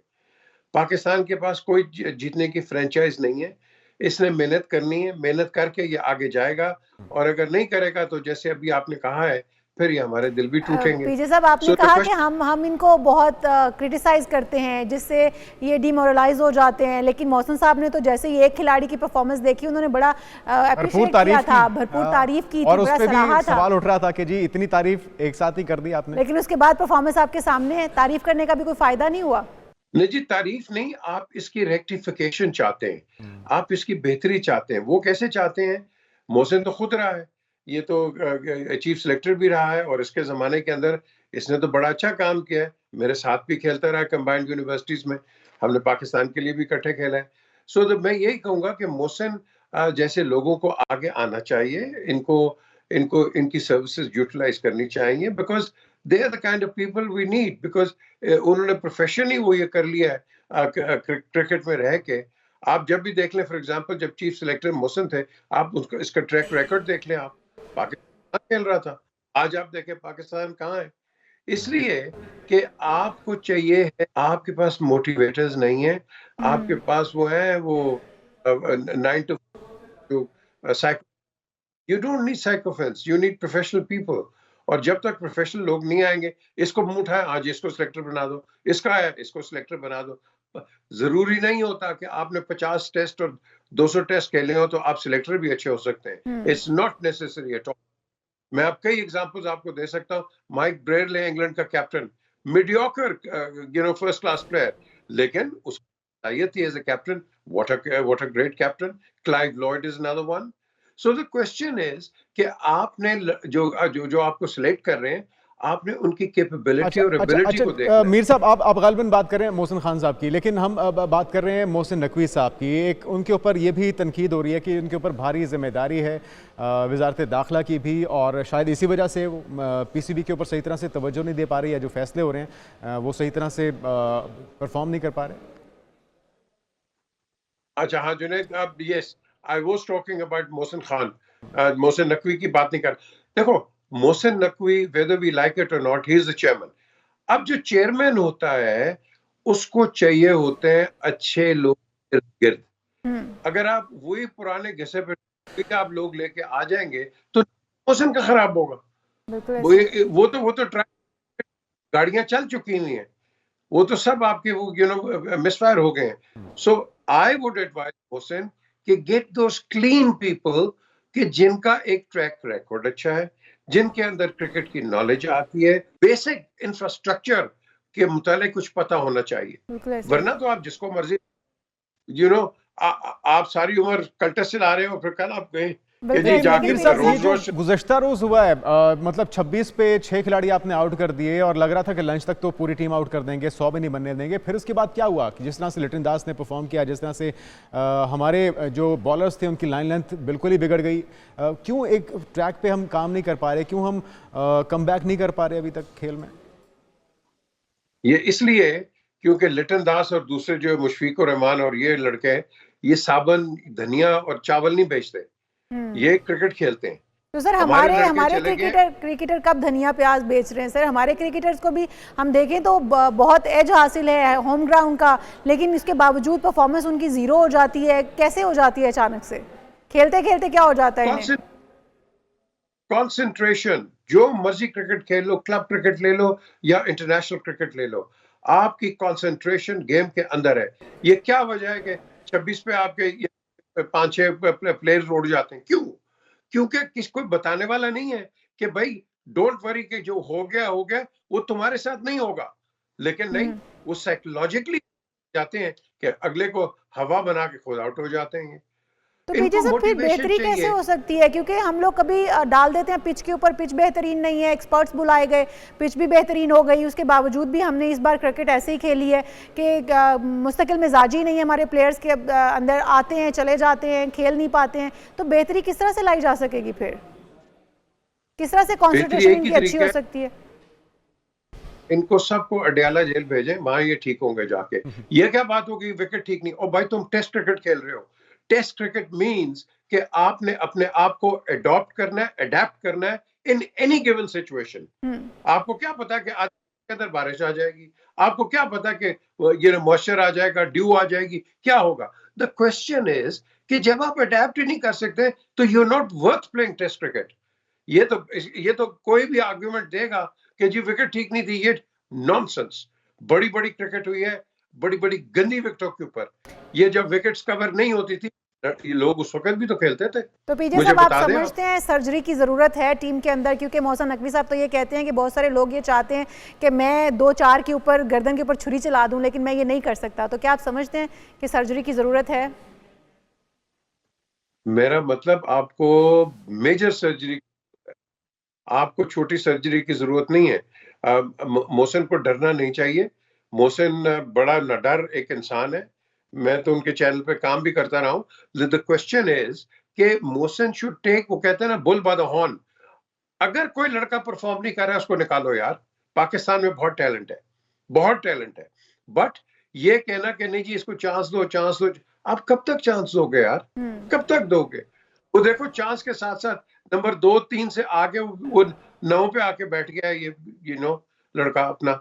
सो द क्वेश्चन इज कि आपने टीम का भी ये हाल कर दिया। इसके अंदर कोई मर्सी नहीं है। इसके अंदर एक ही चीज है कि जो लड़का नहीं परफॉर्म कर रहा है उसको बोलो डोमेस्टिक क्रिकेट खेले। डोमेस्टिक अच्छा मीर साहब, अभी दूसरे टेस्ट में क्या तवक्को रखी जाए? टेस्ट हाथ से निकलता हुआ दिखाई दे रहा है और पाकिस्तान ने 272 पे इनिंग डिक्लेयर कर दी थी, तो अभी लग रहा है कि कमबैक हो पाएगा, काबू कर पाएंगे मैच को? जब .com करेंगे तो फिर यही होगा। वर्ल्ड कप से पहले आपने क्या किया? कप्तान चेंज कर दिया, ये हो गया, लड़के दूसरे। इस तरह नहीं चलती क्रिकेट यार, नहीं चलती है। एक टीम कॉम्बिनेशन बनती है और टीम कॉम्बिनेशन के साथ ही आप अगले को टैकल करते हैं। हमारी टीम कॉम्बिनेशन बनती नहीं है, हमारी तो पार्टीबाजी हो जाती है। फिर वो अफरीदी का एक ग्रुप बन जाता है, कभी बाबर का ग्रुप बन जाता है। ये तो हमारा क्रिकेट का है। मोहसिन को चाहिए, he should take stern action, he should have a good monitor. और मॉनिटर के साथ साथ जो लड़का परफॉर्म नहीं, आप जाएं दोबारा drawing board, first class cricket खेलें और उसके बाद आके। अच्छा, कोचेस पे भी बड़ी तनकीद हो रही है मीर साहब, क्या वजह? बाहर से भी कोच लाके और अजहर साहब के ऊपर भी बड़ी तनकीद हो रही है, क्या उनका भी फॉल्ट है? यार जब हम पाकिस्तान के लिए खेलते थे या मैं खेलता था, मेरे पास तो कोई कोच नहीं था। मैं तो कभी आसिफ इकबाल या मुश्ताक मोहम्मद या सरफराज नवाज इनसे पूछ के आगे चलते थे यार। हमें तो कुछ पता ही नहीं था। ये क्या, यहाँ इनको तो कोच मिल गया, हेड गियर, बेड गियर, हर किस्म का इनको गियर मिल गया हुआ। द क्वेश्चन इज, आप जब इतने लेवल पे पहुंच जाते हो, आपको मोटिवेशन की, ये कोचेस की जरूरत नहीं होती है, आपको मोटिवेशन की जरूरत होती है। मोटिवेशन के साथ साथ थोड़ी सी रिफाइनमेंट की जरूरत होती है। हाँ भाई, आज तुमने जरा आप थोड़ी सी डैप विकेट थी, तुम्हें कवर ड्राइव नहीं खेलनी चाहिए। छोटी छोटी, लेकिन जिस तरह से ये कैचेस ड्रॉप कर रहे हैं, अगर वो 3 कैचेस जो कल के रोज ड्रॉप हुए हैं, अगर वो कर लिए जाते तो शायद 100 रन भी ना बन पाता। ये डिसिप्लिन कौन लेकर आएगा फिर खिलाड़ियों में? जुनैद, इनके खाने चेंज करो। जब मैं बोर्ड के साथ एक मुंसलिक था, एक जमाने में डॉक्टर नसीम अशरम के साथ, हमने इनके खाने चेंज कर दिए थे। वही, अगर तुम इनको हैवी खाने दोगे, चावल खिलाओगे, ये खिलाओगे, किस तरह जाके ये खेलेंगे, मुझे बता दो। बिल्कुल ठीक है। पे होती हैं, उनका डाइट प्लान ही कुछ और होता है। पीजे साहब चैंपियन ट्रॉफी जो है वो होने जा रही है। ऊपर से हम देखें तो हमारे अभी भी जो हमारे स्टेडियम्स हैं उनमें काम चल रहा है। फिर मोहसिन नकवी साहब के ऊपर भारी जिम्मेदारी भी है, वो किस तरह से इस चीज़ को हैंडल कर पाएंगे समझते हैं आपके तब तक तैयारियां भी मुकम्मल हो जाएंगी, टीम के अंदर जो मेजर सर्जरी की ज़रूरत है वो भी हो पाएगी और हमारे प्लेयर्स जो है वो खेलने के काबिल हो पाएंगे? ये बहुत ज़रूरी सवाल आपने किया है, क्योंकि इसमें हेल्थ एंड सेफ्टी स्टैंडर्ड्स के बहुत पॉइंट्स इसके अंदर आते हैं।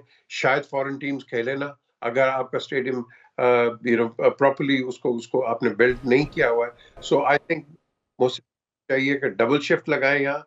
अब आपने कर लिया है, एक स्टैंड ले लिया है, तो देन एग्जीक्यूटेड। बट ये ना करें कि एक जमाने के अंदर कराची के अंदर, अगर आपको याद है कि वो बाईपासेस बन रहे थे, जल्दी से बनाओ जी, जल्दी से बनाओ, बना तो दिए, बनाने के बाद क्या हुआ, बाईपास नीचे गिर गए, बारिश गिर गए।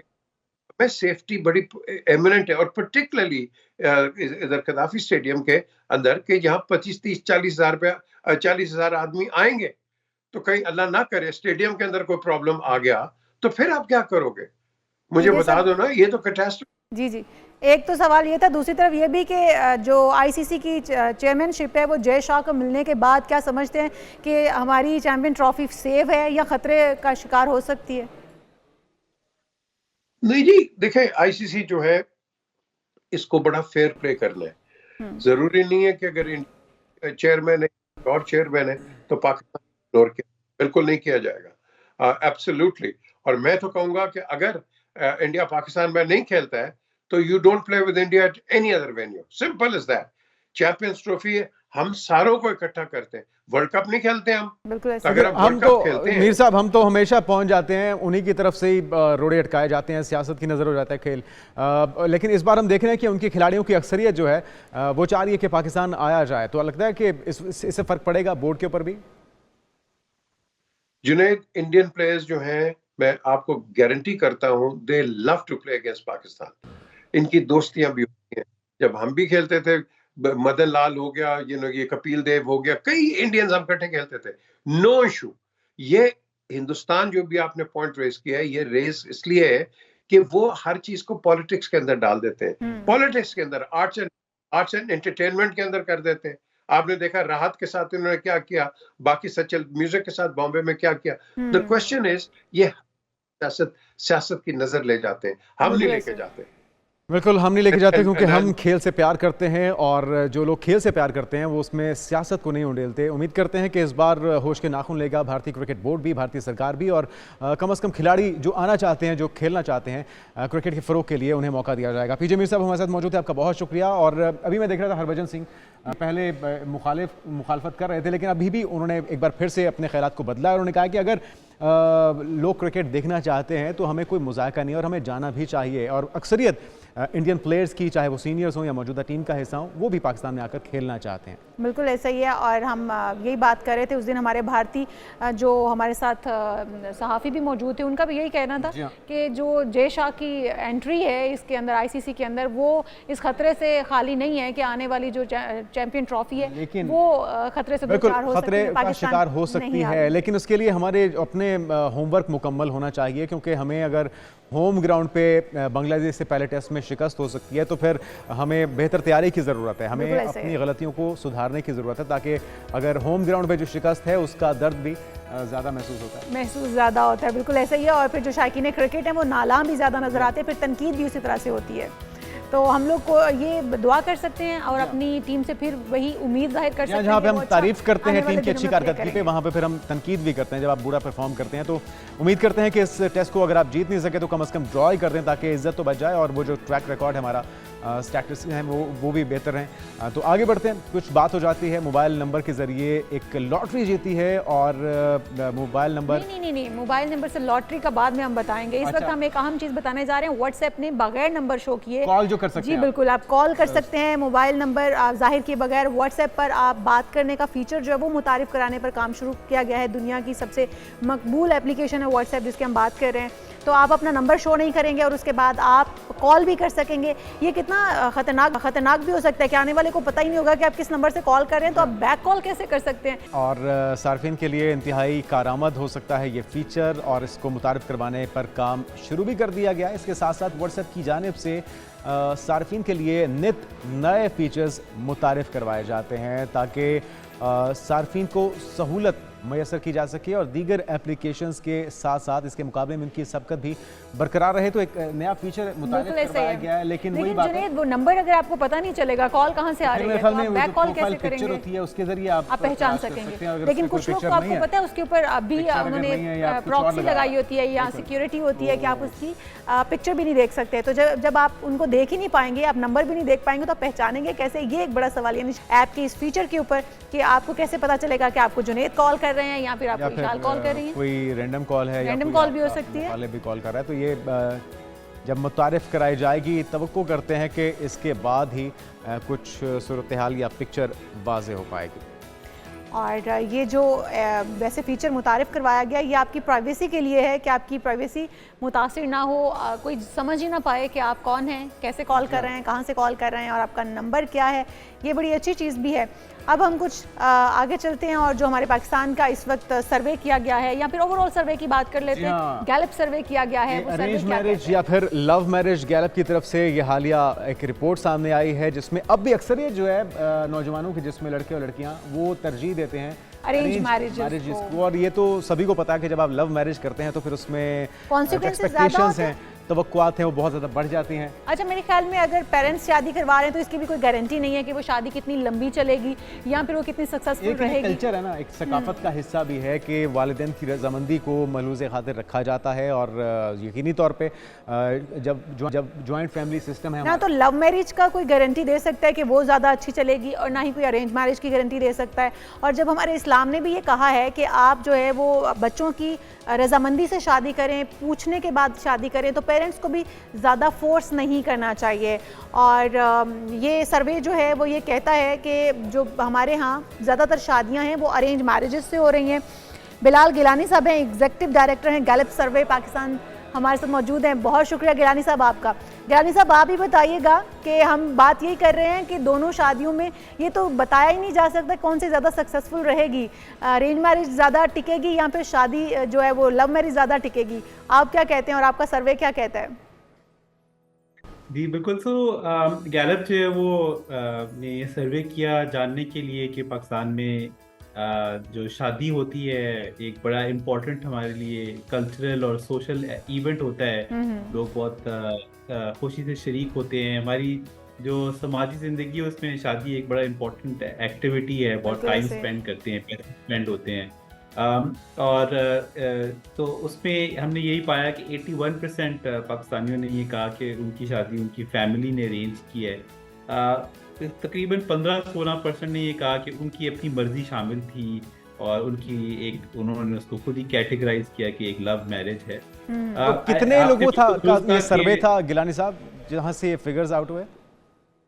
जी बिल्कुल। सो ये तकरीबन 1000 के करीब पाकिस्तानियों का सर्वे किया गया जिसमें तकरीबन सारे डिस्ट्रिक्ट्स पाकिस्तान के, और अर्बन और रूरल और अमीर और गरीब और पढ़े लिखे और अनपढ़, मर्द और ख्वातीन, इन सबको हमने इस सैंपल सर्वे में शामिल किया।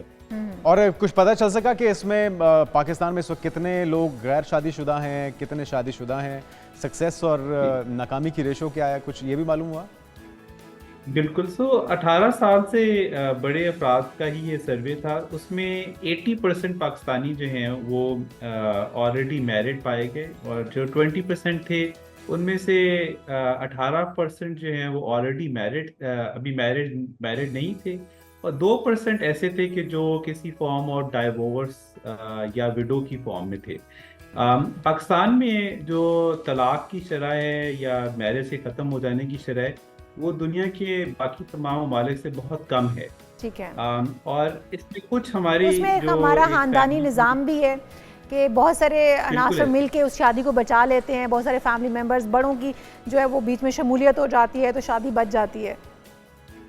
बिल्कुल आपने सही कहा। तो इसमें अरेंज मैरिज एक डेफिनेटली फैक्टर प्ले करता है, बट हमें ये देखना भी होगा कि ये अरेंज मैरिज जो है वो कहीं और ये जो लोगों का डाइवोर्स ना होना जो है, ये कहीं उनके लिए बहुत मुश्किल और एक गिलानी डिफिकल्ट साहब, और एक ये भी खराब पता चल रूप में सका कि कितने पहले परसेंट तो मर्द नहीं हजरात जो हैं वो इस शादीशुदा ज़िंदगी से खुश हैं? ऐसा भी कोई सर्वे करने का प्लान है या आपने किया हो कि कितने परसेंट पाकिस्तानी ऐसे हैं जो कि शादीशुदा मर्द जो कि खुश हैं अपनी शादी से? तो आप खवातीन के बारे में नहीं जानना चाहती? मर्दों के बारे में तो जानना।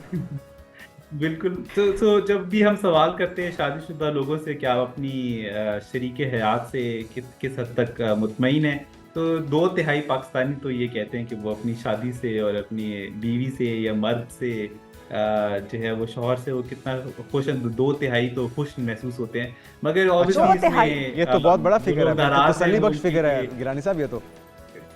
बिल्कुल तसल्ली बख्श है। और सो बट आई थिंक एक ये इसमें चीज़ देखने वाली है कि अरेंज मैरिज हो या तलाक की शरह कम हो, हमें अपने जो समाजी रवैये हैं और जो हमारे समाजी इंस्टीट्यूशंस हैं, इनके ऊपर गाहे बगाए एक संजीदा गुफ्तगू की कोशिश करते रहना चाहिए, ताकि ऐसा ना हो कि वक्त बदलने के साथ साथ हमारी इंस्टीट्यूशंस जो हैं वो हमारी यंगर जनरेशन के लिए अच्छा, ये जो कोई सर्वे आपने गलत किया प्लेटफॉर्म बन गिलानी साहब, इसमें क्या क्या सवालात पूछे गए थे और कोई दिलचस्प जवाबात भी मिले हो तो वो भी हमारे नाज़रीन के साथ शेयर कीजिए। बिल्कुल।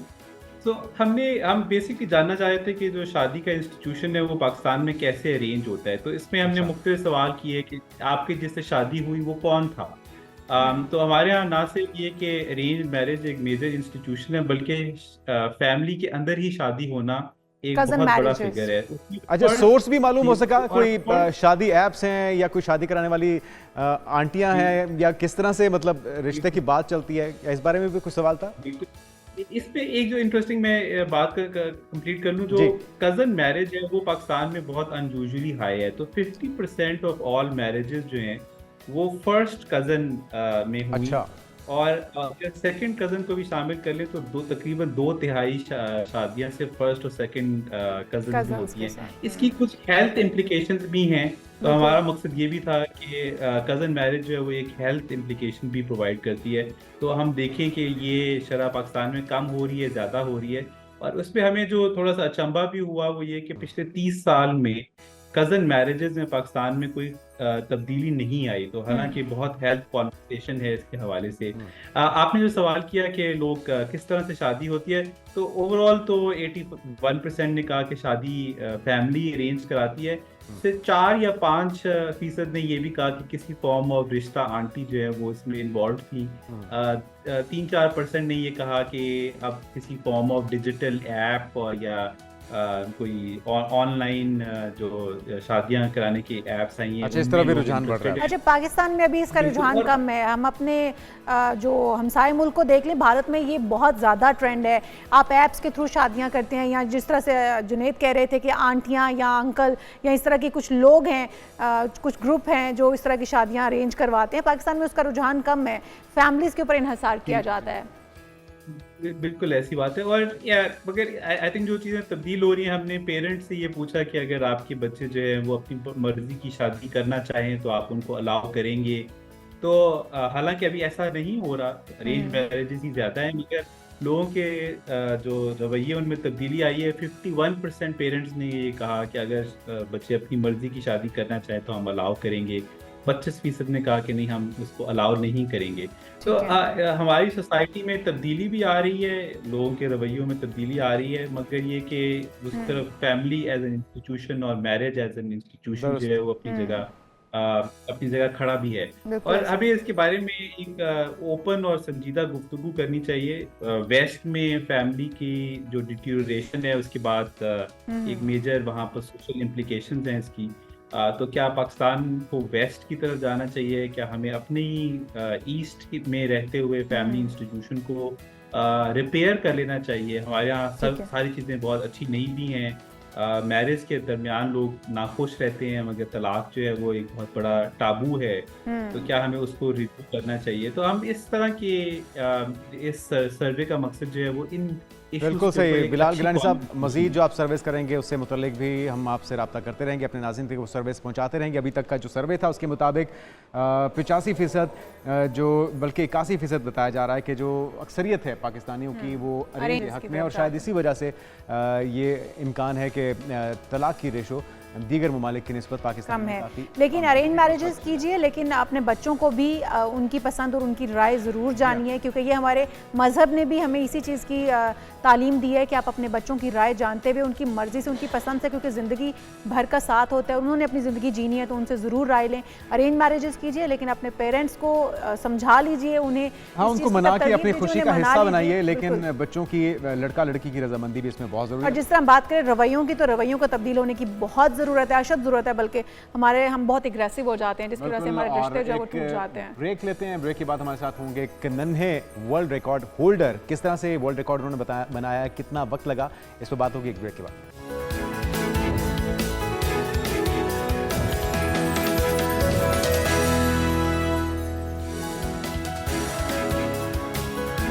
प्रोग्राम में एक बार फिर से आपको खुशामदीद कहेंगे। नाज़रीन, वज़ीर आज़म से गिनीज बुक वर्ल्ड रिकॉर्ड बनाने वाले 5 साला सुफियान मसूद की मुलाकात हुई है, और वज़ीर आज़म शहबाज शरीफ से इस रिकॉर्ड होल्डर बच्चे के लिए उन्होंने इनाम का ऐलान भी किया, मुलाकात भी की गई है। और किस तरह की ये रिकॉर्ड है, ये आप बताएंगे तफसीलात इसकी? टैलेंटेड बच्चा है, और इससे पहले नाज़रीन ये रिकॉर्ड था इंडियन एक बच्चे के पास, और अब उससे कम वक्त में जो क्लाइंबिंग करना है किसी के गिर्द, अपने वालिद के गिर्द इन्होंने ये ट्रेनिंग हासिल की, किस तरह से ये सारा सफ़र रहा और यहाँ तक पहुँचे हैं। सिर्फ 5 साल की उम्र में सुफियान ने कामयाबी हासिल की। सुफियान से भी आपकी बात करवाएंगे, लेकिन उससे पहले इरफान महसूद हमारे साथ मौजूद हैं, और वही इरफान महसूद है जिनके पास और उनके क्लब के पास 130 से ज़ायद वर्ल्ड रिकॉर्ड्स पहले से मौजूद हैं। आप दोनों को वेलकम कहेंगे। इरफान, सबसे पहले आइडिया कैसे आया, ये ख्याल कैसे आया कि अपने बेटे को तैयार करना है इस मिशन के लिए, वर्ल्ड रिकॉर्ड बनाने के लिए?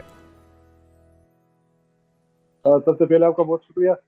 ये रिकॉर्ड 2019 में इंडिया के तीर्थ में बनाया हुआ था, तो उस टाइम से मैंने देखा हुआ था, लेकिन ये जो रिकॉर्ड था, जो टाइमिंग थी इसकी काफ़ी कम टाइम में ये रिकॉर्ड हमने ब्रेक करना था।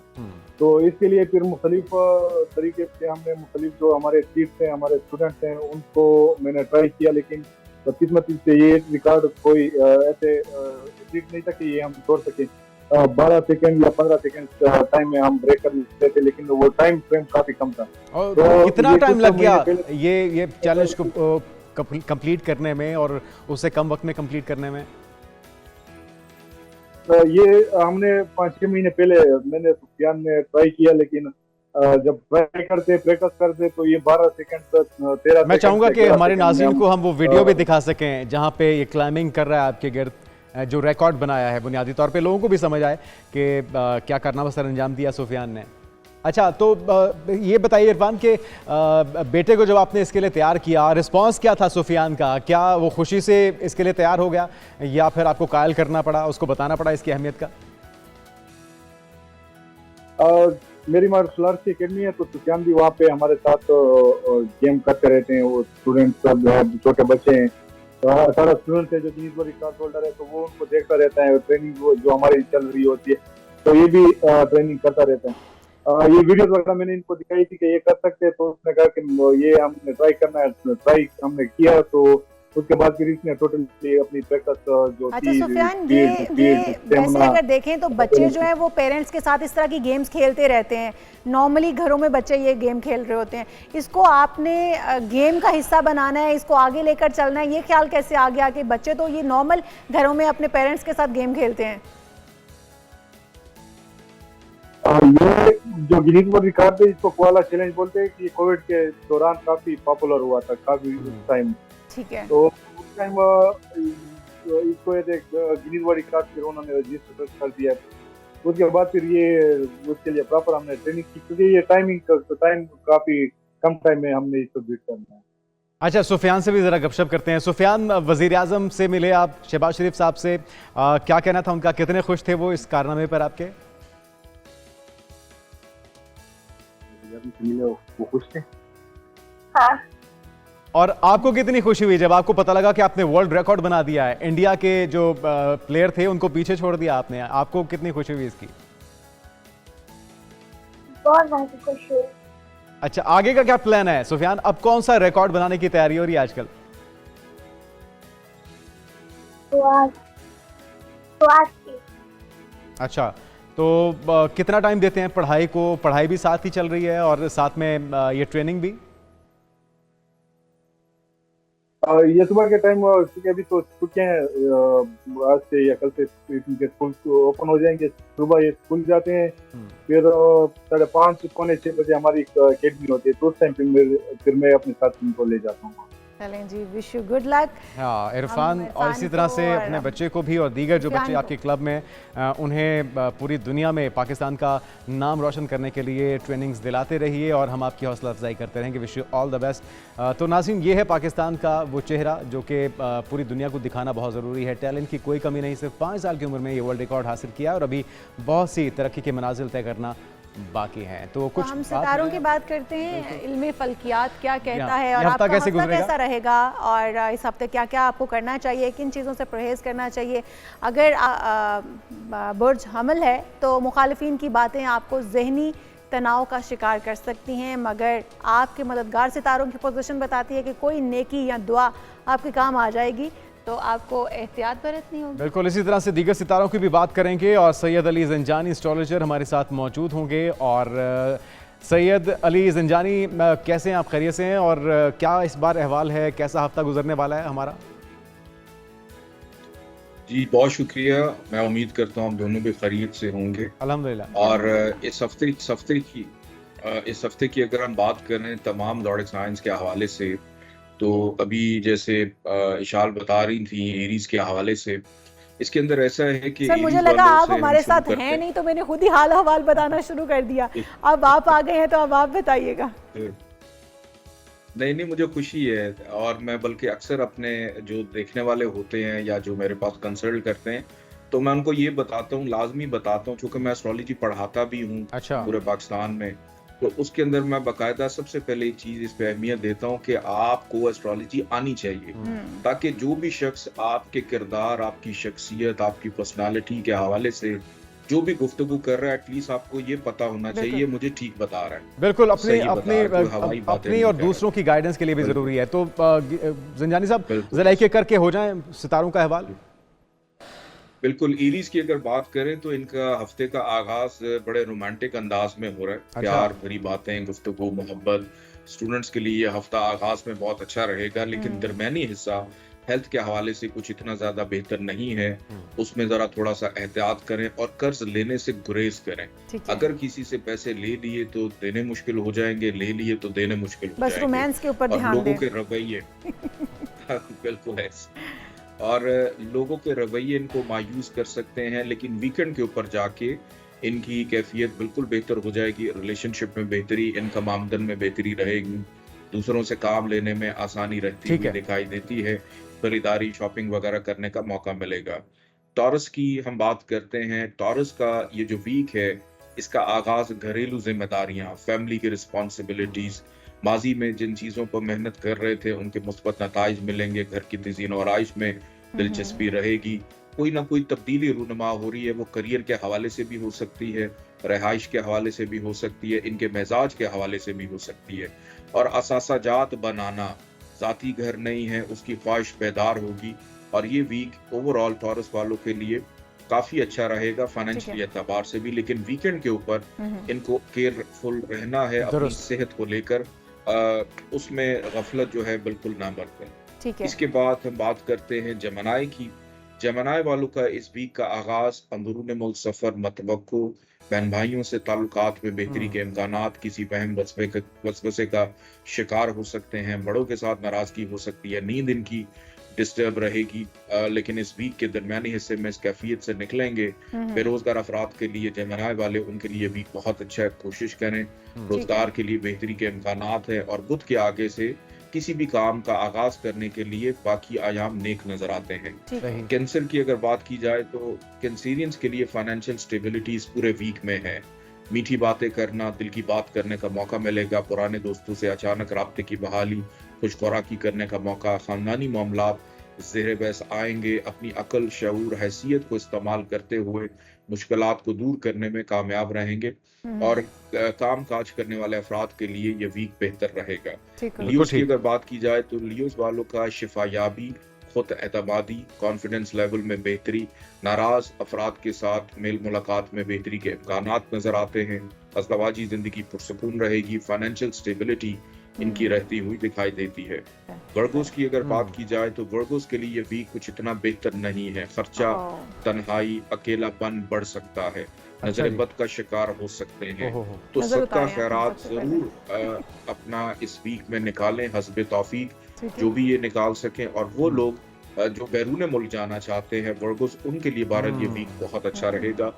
नौकरी पेशा अफराद के लिए मुश्किलात हैं, अपने कामों में गफलत बिल्कुल ना करें। इसके बाद हम लिब्रा की बात करेंगे कि लिब्रा वाले अफराद, उनकी कोई ना कोई एक दरीना ख्वाहिश पूरी हो सकती है जो इनको खुशी देगी। करियर में गेन रहेगा, दोस्तों से मुलाकात मतवक्को, एक्टिविटीज में किसी तकरीबात में शिरकत करने का मौका मिलेगा, हमराज एडवाइजर्स के साथ दिल की बात करने का मौका, बहन भाइयों से फायदा मतवक्को।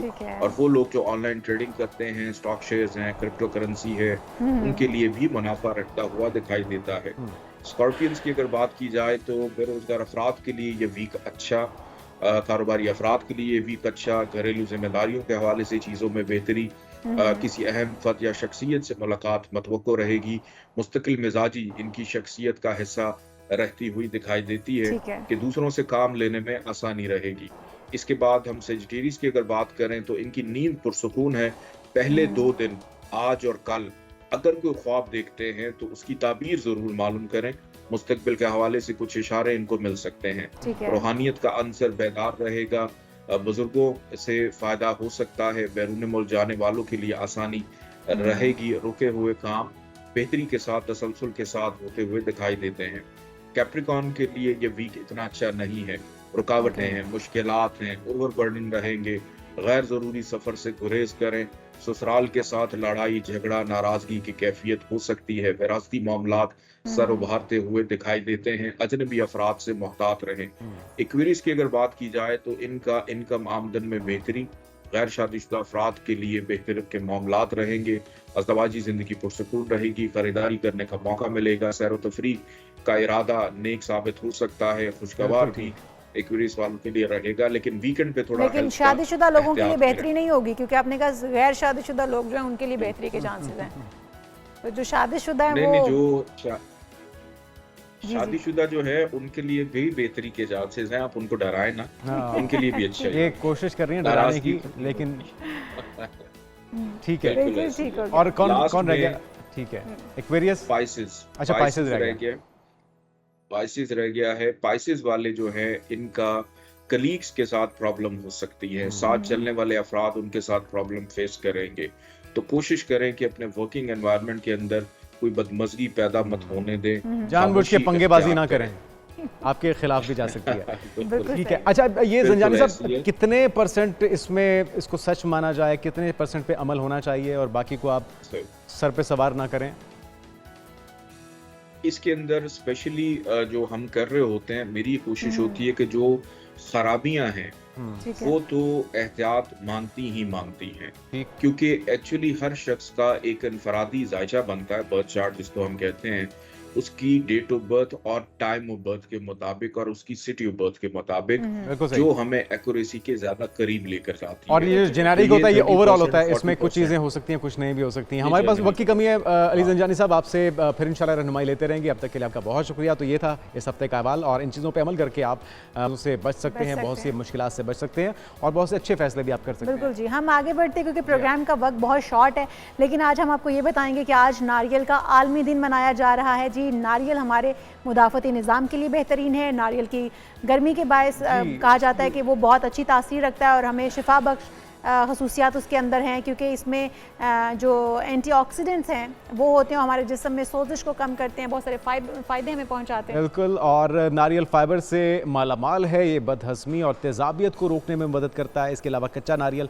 खाने से खून में नुकसानदेह कोलेस्ट्रॉल की मिकदार भी कम होती है और ये हमें दिल की मुख्तलिफ बीमारियों के खिलाफ भी मजबूत बनाता है। तो बेशुमार फ़वाइद हैं। नारियल के तेल में पका हुआ खाना मैदे की सेहत को भी बेहतर करता है। हमारे साथ मौजूद हैं डॉक्टर इदरीस खान साहब, नेशनल मेडिसिन स्पेशलिस्ट हैं। डॉक्टर साहब, आज चूँकि नारियल का आलमी दिन है, क्या क्या फ़वाइद हैं और क्या अभी ब्रेक में हम बात कर रहे थे, क्या जो प्रेग्नेंट ख़वातीन हैं उनके बच्चों को खूबसूरत बनाने में भी मुआवन साबित हो सकता है नारियल का पानी? थैंक यू आप ज्वाइन करने के लिए और इनवाइट करने के लिए।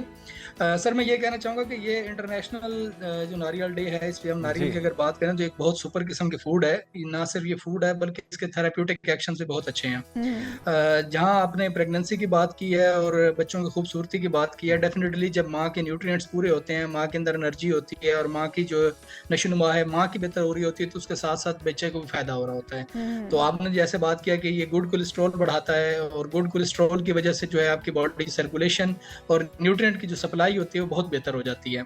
जब न्यूट्रिएंट सप्लाई बेहतर होते हैं तो बॉडी की और नशोनुमा और उसके साथ साथ जो स्किन की नशोनुमा है वो बहुत बेहतर होती है। और जैसे कि आप सब जानते भी हैं कि जो हमारी ये कॉस्मेटिक्स हैं उसके अंदर नारियल कोकोनट ऑयल का बहुत अच्छा यूज होता है कि खाना पकाने के लिए भी मुफीद साबित होता है डॉक्टर साहब। बिल्कुल, जैसे बिल्कुल कोलेस्ट्रॉल जब कम करता है तो उसके लिए अगर इसमें आप खाना पका लेते हैं तो वो भी अच्छा है और ये खुश जायका भी होता है, खुशबूदार भी होता है। इसका जायका भी बहुत अच्छा बनता है, उसकी खुशबू भी बहुत अच्छी आती है। और इसके साथ साथ ये लोकल एप्लीकेंट में बहुत अच्छा यूज होता है, स्किन की नशोनुमा के लिए, बालों की नशोनुमा के लिए, इवन स्किन के ऊपर जो डार्क सर्कल्स होते हैं। नारियल जो है ये एक ऐसी चीज़ है जो कि खाया भी जा सकता है, पिया भी जा सकता है और फेस पर भी अप्लाई किया जा सकता है। इसकी अफादियत से तो हम इनकार नहीं कर रहे, लेकिन ये ज़्यादा फ़ायदा किस तरह से पहुंचाता है? क्या इसका पानी पिया जाए तो ज़्यादा फ़ायदेमंद है, इसको खाया जाए तो ज़्यादा फ़ायदेमंद है, या फिर इसको लगाया जाए फेस पर तो वो ज़्यादा फ़ायदेमंद है? बालों के लिए कहते हैं कि बड़ा नॉरिशिंग एक ऑक्सीडेंट रखता है ये अपने अंदर, तो ये थोड़ा गाइड कीजिएगा। ये डिपेंड करता है कि हम इससे टारगेट कौन सा अचीव करना चाह रहे हैं। अगर तो हम अपने इलेक्ट्रोलाइट बैलेंस करना चाह रहे हैं या प्यास बुझाना चाह रहे हैं या हमारे अंदर कोई डाइजेस्टिव इश्यूज हैं तो उसको फिर पिया जाए तो वो ज़्यादा बेहतर है। और अगर हम ब्यूटी इनहेंस करना चाह रहे हैं, अपनी स्किन को ग्लो करना चाह रहे हैं या हेयर्स की जो मूवमेंट, हेयर्स की जो स्ट्रेंथ है उसको बढ़ाना चाह रहे हैं, हेयर्स की ग्रोथ बेहतर करना चाह रहे हैं तो फिर उसके लिए हमें लगाना पड़ेगा। और अगर हम वैसे अपनी डाइजेस्टिव हेल्थ के साथ साथ अपनी अर्थराइटिक हेल्थ, जॉइंट पेन में इसका यूज़ बहुत अच्छा हो सकता है। इसके अलावा कार्डियक डिजीजेस में इसका रोल बहुत अच्छा है। और इसके अलावा इसके अंदर चूंकि मल्टीविटामिन्स और मिनरल्स बहुत ज़्यादा पाए जाते हैं तो अगर आप लेते हैं तो ओवरऑल आपकी जो इम्यूनिटी है उसको बड़ा इन्हेंस करता है, आपको बहुत सारी बीमारियों से बचाता भी है। इसको इसकी पैदावार बढ़ाने के लिए, क्योंकि पाकिस्तान में हम देख रहे हैं कि जिस तरह से नारियल की काश्त होनी चाहिए नहीं है। भारत मुल्क में अगर हम देखें तो वहाँ पर बहुत ज़्यादा नारियल काश्त किया जाता है। क्या हमारा वेदर सूटेबल नहीं है नारियल के लिए? क्या कह सकते हैं इस बारे में? नहीं, वेदर तो सूटेबल है लेकिन हमारे यहाँ उस तरह की प्रायोरिटीज नहीं है। हमारा जो एग्रीकल्चरल जो फार्मर है वो ट्रेडिशनल जो क्रॉप्स हैं उनके अंदर इतना बिजी है कि उसको गंदम, कमाद और ये इससे कपास से विटामिन नहीं मिल रहा है, ना उसको कोई एजुकेट कर रहा है। बल्कि इसके तो चौंके दरख्त होते हैं, इसको खेतों के बनेरों पर लगाया जा सकता है, तो किनारों पर लगा लिए जाते हैं। हर चीज पॉसिबल है, उसका आर्टिफिशियल एनवायरनमेंट भी क्रिएट किया जा सकता है। उसके अलावा बहुत सारी जो उसको एड है, खादें हैं और उस तरह के, जैसे हम टनल फार्मिंग करते हैं उस तरह की फार्मिंग भी की जा सकती है। लेकिन इस वक्त ज़रूरत है कि अगर इसके ऊपर गवर्नमेंट तवज्जो दे और इसके ऊपर लोगों को एजुकेट करे, हमारा महकमा ज़राअत इस पे काम करे तो हम इस वक्त डॉक्टर साहब सबसे ज़्यादा पैदावार नारियल की कहाँ पर हो रही है और पाकिस्तान कहाँ से इम्पोर्ट कर रहा है? पाकिस्तान तो ज़्यादा, इंडिया में चूंकि इसकी ज़्यादा होती है, इसके अलावा जो स्पेन है और इसके अलावा जो बाकी ठंडे इलाके हैं उनमें ज़्यादा काश्त होती है इसकी, ज़्यादातर वहीं से इम्पोर्ट होता है हमारे पास। बहुत शुक्रिया डॉक्टर इदरीस खान साहब। नारियल के आलमी दिन के हवाले से हमारी रहनुमाई कर फ़वाइद हैं इसको सही मानों में इस्तेमाल करके, और इसकी जो काश्त को बढ़ा के पाकिस्तान रेवेन्यू भी जनरेट कर सकता है और पाकिस्तान के अवाम भी इससे मुस्तफ़ीद हो सकते हैं। बिल्कुल जी, और ये बहुत एक नॉर्मल सी चीज़ है जिसको हम पाकिस्तान में उगा सकते हैं, लेकिन अभी तक हमारे पाकिस्तान में इसकी काश्त शुरू नहीं हुई, और अगर हुई भी है तो उस पैमाने पर नहीं है जितने फ़वाइद ये रखता है अपने अंदर नारियल। अगर हम अपने पाकिस्तान में इसकी काश्त शुरू कर दें तो वो फ़वाइद जो है वो तमाम लोग उससे मुस्तफ़ीद हो सकते हैं। हमारे प्रोग्राम का फिल वक्त इतना ही जी, हमारे प्रोग्राम का वक्त खत्म हो चुका है। तब तक के लिए हम इजाज़त चाहेंगे आपसे। अल्लाह हाफ़िज़।